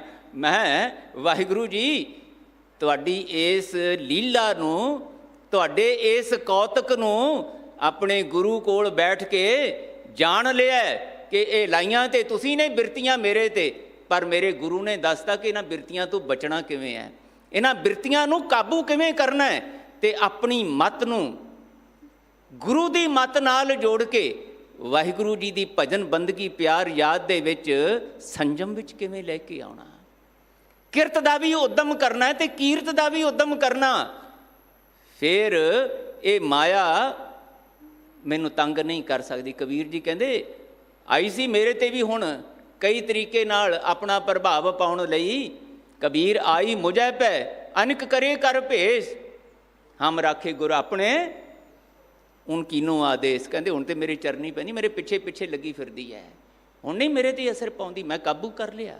ਨੇਹ ਤੇ ਪੰਜ ਜਵਾਨ ਮੈਂ ਗੁਰ ਥਾਪੀ ਦਿੱਤੀ ਕੰਡ ਜੀਓ। ਸਾਹਿਬ ਕਹਿੰਦੇ ਉਦਮ ਕਰਕੇ ਦੇਖੋ ਤੁਸੀਂ। ਕਰਤਾਰਪੁਰ ਦੇ ਉਹਨਾਂ ਸਿੱਖਾਂ ਨੂੰ ਸਿੱਧ ਜਤੀ ਜੋਗੀ ਆਪਣੇ ਕਾਬੂ ਨਹੀਂ ਕਰ ਸਕੇ। ਮਹਾਰਾਜ ਕਹਿੰਦੇ ਇਸੇ ਤਰੀਕੇ ਨਾਲ ਤੁਹਾਨੂੰ ਕਾਮ ਕ੍ਰੋਧ ਲੋਭ ਮੋਹ ਹੰਕਾਰ ਉਜੜੇ ਨਹੀਂ ਪਾ ਸਕਣਗੇ ਜੇ ਉਹ ਕਰਤਾ ਪੁਰਖ ਵਾਹਿਗੁਰੂ ਜੀ ਦੀ ਭਜਨ ਬੰਦਗੀ ਗੁਰੂ ਦੇ ਸ਼ਬਦ ਰਾਹੀਂ ਤੁਹਾਡੇ ਅੰਦਰ ਚੱਲਦੀ ਰਹੇਗੀ। ਇਸ ਨਾਲ ਕੋਈ ਫਰਕ ਨਹੀਂ ਪੈਂਦਾ ਕਿ ਤੁਸੀਂ ਦੁਕਾਨ 'ਤੇ ਬੈਠੇ ਹੋ, ਕਿ ਤੁਸੀਂ ਦਫ਼ਤਰ ਵਿੱਚ ਕੰਮ ਕਰਦੇ ਹੋ, ਕਿ ਤੁਸੀਂ ਰਸੋਈ ਦੇ ਵਿੱਚ ਪ੍ਰਸ਼ਾਦਾ ਬਣਾ ਰਹੇ ਹੋ, ਕਿ ਕਿਸੇ ਹੋਰ ਕਿਰਤ ਵਿੱਚੋਂ, ਜਿੱਥੇ ਵੀ ਹੋ ਗੁਰੂ ਚੇਤੇ ਵਿੱਚ ਹੈ, ਗੁਰੂ ਦਾ ਸ਼ਬਦ ਚੇਤੇ ਵਿੱਚ ਹੈ। ਉਸ ਸ਼ਬਦ ਦਾ ਪ੍ਰਭਾਵ ਤੁਹਾਡੀ ਸੁਰਤੀ ਬਿਰਤੀ 'ਤੇ ਚੱਲ ਰਿਹਾ ਹੈ। ਮਹਾਰਾਜ ਕਹਿੰਦੇ ਦੁਨੀਆ ਦੀ ਕੋਈ ਵਿਕਾਰੀ ਬਿਰਤੀ ਤੁਹਾਨੂੰ ਬੇਸੰਜਮਾ ਨਹੀਂ ਕਰ ਸਕੇਗੀ, ਕਿਉਂਕਿ ਗੁਰੂ ਪਹਿਰੇਦਾਰ ਬਣਦਾ ਹੈ। ਫਿਰ ਗੁਰੂ ਤੁਹਾਡੀ ਪਹਿਰੇਦਾਰੀ ਕਰਦਾ ਹੈ। ਭਾਈ ਸਾਹਿਬ ਜੋਗਾ ਸਿੰਘ ਜੀ ਦੀ ਪਹਿਰੇਦਾਰੀ ਸਾਰੀ ਰਾਤ ਕੀਤੀ, ਕਿਉਂਕਿ ਗੁਰੂ ਨੂੰ ਲਾਜ ਹੈ ਆਪਣੇ ਦਰ 'ਤੇ ਆਉਣ ਵਾਲੇ ਦੀ। ਉਹਨੇ ਵੀ ਆਪਣਾ ਬਿਰਦ ਪਾਲਣਾ ਹੈ। ਇਹ ਪਾਤਸ਼ਾਹ ਕਹਿੰਦੇ ਪਤਿਤ ਪਾਵਨ ਹਰ ਬਿਰਦ ਸਦਾਈ, ਇੱਕ ਤਿਲ ਨਹੀਂ ਪੰਨਾ ਕਾਲ ਹੈ। ਉਹ ਵੀ ਤੇ ਪਤਿਤਾਂ ਨੂੰ ਪਾਵਨ ਕਰਨ ਦਾ ਨਾਮ ਰੱਖਦਾ ਹੈ। ਉਹ ਪਤਿਤ ਪਾਵਨ ਹੋਣ ਦਾ ਸੱਚ ਵੀ ਤੇ ਇਦਾਂ ਹੀ ਪ੍ਰਗਟ ਹੋਣਾ। ਜੋ ਪੈ ਹਮਨਾ ਪਾਪ ਕਰੰਤਾ ਅਹੇ ਅਨੰਤਾ, ਪਤਿਤ ਪਾਵਨ ਨਾਮ ਕੈਸੇ ਹੁੰਤਾ। ਮੈਂ ਪਤਿਤ ਹਾਂ, ਬੁਰਾਈਆਂ ਦਾ ਸ਼ਿਕਾਰ ਹਾਂ, ਪਰ ਜਿੱਦਣ ਮੈਂ ਤੁਹਾਡੇ ਅੱਗੇ ਝੋਲੀ ਅੱਡ ਲਈ ਭਈ ਮੈਨੂੰ ਇਸ ਪਤਿਤ ਪੁਣੇ ਤੋਂ, ਇਸ ਮਾੜੀ ਬਿਰਤੀ ਤੋਂ ਛਡਵਾ ਲਓ, ਤੇ ਫਿਰ ਤੁਹਾਡੇ ਕੋਲ ਵੀ ਆਪਸ਼ਨ ਕੋਈ ਨਹੀਂ।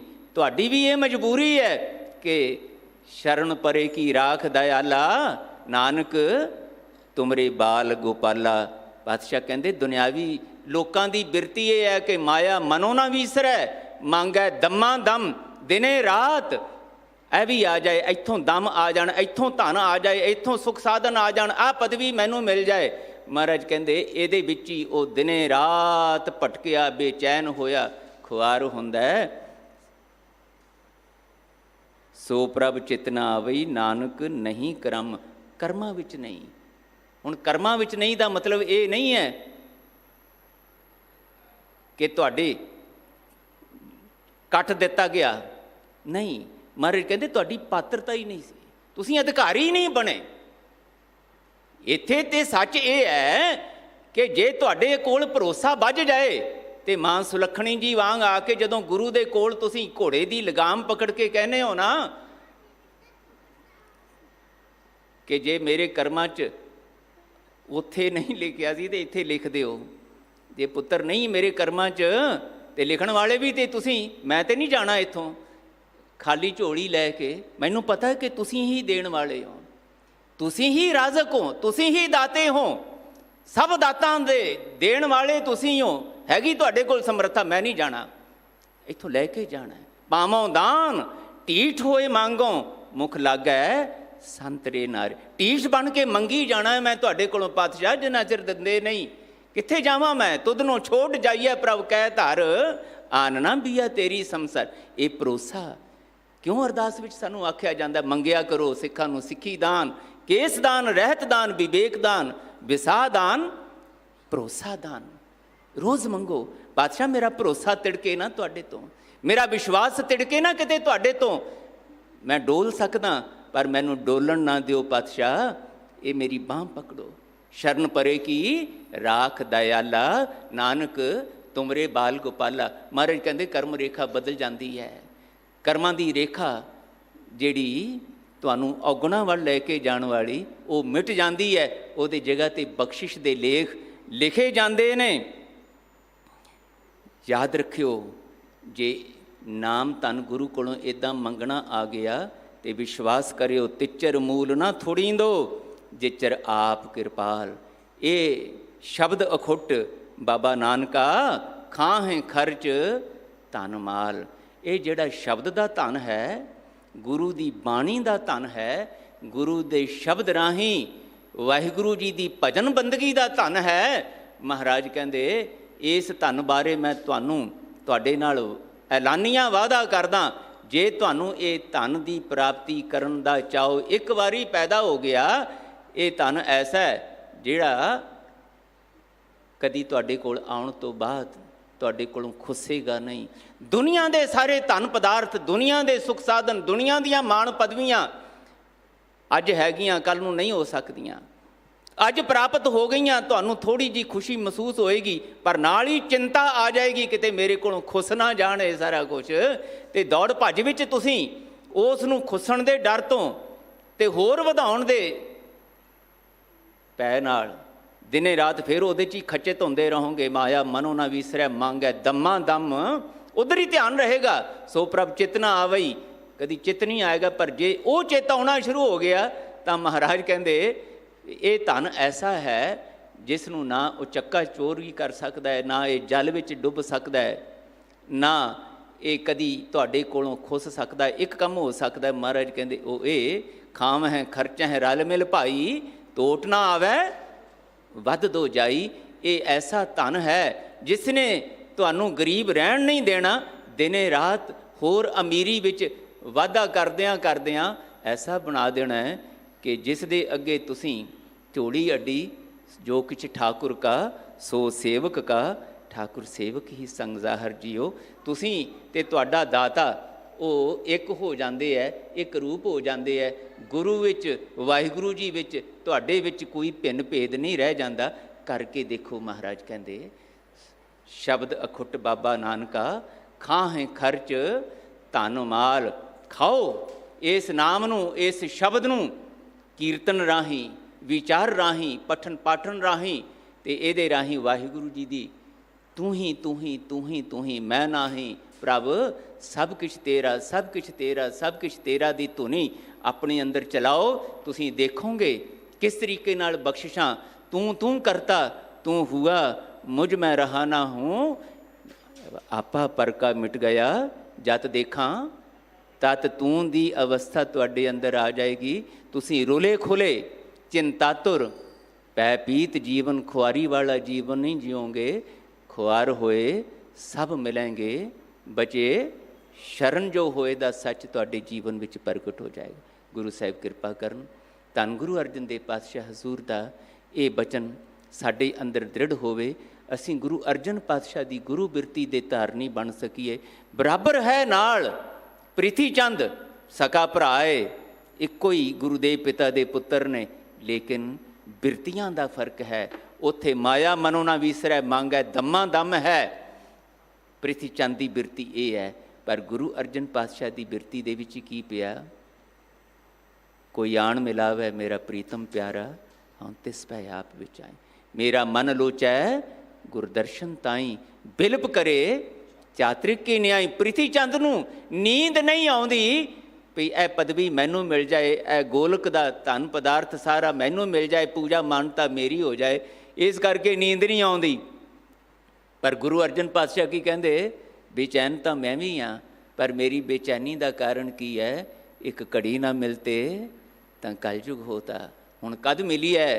ਪ੍ਰਿਆ ਤੁਧ ਭਗਵੰਤਾ ਮੋਹਿ ਰਹਿਣ ਨਾ ਵਿਆਵੈ, ਨੀਂਦ ਨਾ ਆਵੈ ਬਿਨ ਦੇਖੇ ਗੁਰਦਰਬਾਰੇ ਜੀਓ। ਲੇਕਿਨ ਨਤੀਜਾ ਕੀ ਨਿਕਲਿਆ? ਭਾਗ ਹੋਆ ਗੁਰ ਸੰਤ ਮਿਲਾਇਆ, ਪ੍ਰਭ ਅਬਿਨਾਸ਼ੀ ਕਰ ਮੈਂ ਪਾਇਆ। ਸੇਵ ਕਰੀ ਪਲ ਚਸਾ ਨਾ ਵਿਛਣਾ, ਜਾਂ ਨਾਨਕ ਦਾਸ ਤੁਮਾਰੇ ਜੀਓ। ਇਹ ਗੁਰੂ ਦੀ ਮੱਤ ਮਨ ਬਚਨ ਕਰਕੇ ਸਾਡੇ ਅੰਦਰ ਦ੍ਰਿੜ ਹੋਵੇ। ਐਸੀ ਝੋਲੀ ਅੱਡੀਏ, ਐਸੀ ਅਰਦਾਸ ਕਰੀਏ, ਇੱਥੋਂ ਜਾਣ ਤੋਂ ਬਾਅਦ ਪਾਤਸ਼ਾਹ ਦੁਨੀਆ ਦੀ ਭੀੜ 'ਚ ਨਾ ਗਵਾਚੀਏ, ਤੁਹਾਡੇ ਬਣ ਕੇ ਰਹੀਏ। ਇਹ ਬਖਸ਼ਿਸ਼ ਸਾਡੇ 'ਤੇ ਕਰ ਦਿਓ। ਇੰਨੀਆਂ ਭੁੱਲਾਂ ਦੀ ਇੰਨੇ ਬਚਨ ਪ੍ਰਵਾਨ ਕਰਨੇ, ਭੁੱਲਾਂ ਚੁੱਕਾਂ ਦੀ ਖਿਮਾ। ਫਤਿਹ ਬੁਲਾਓ ਜੀ। ਵਾਹਿਗੁਰੂ ਜੀ ਕਾ ਖਾਲਸਾ,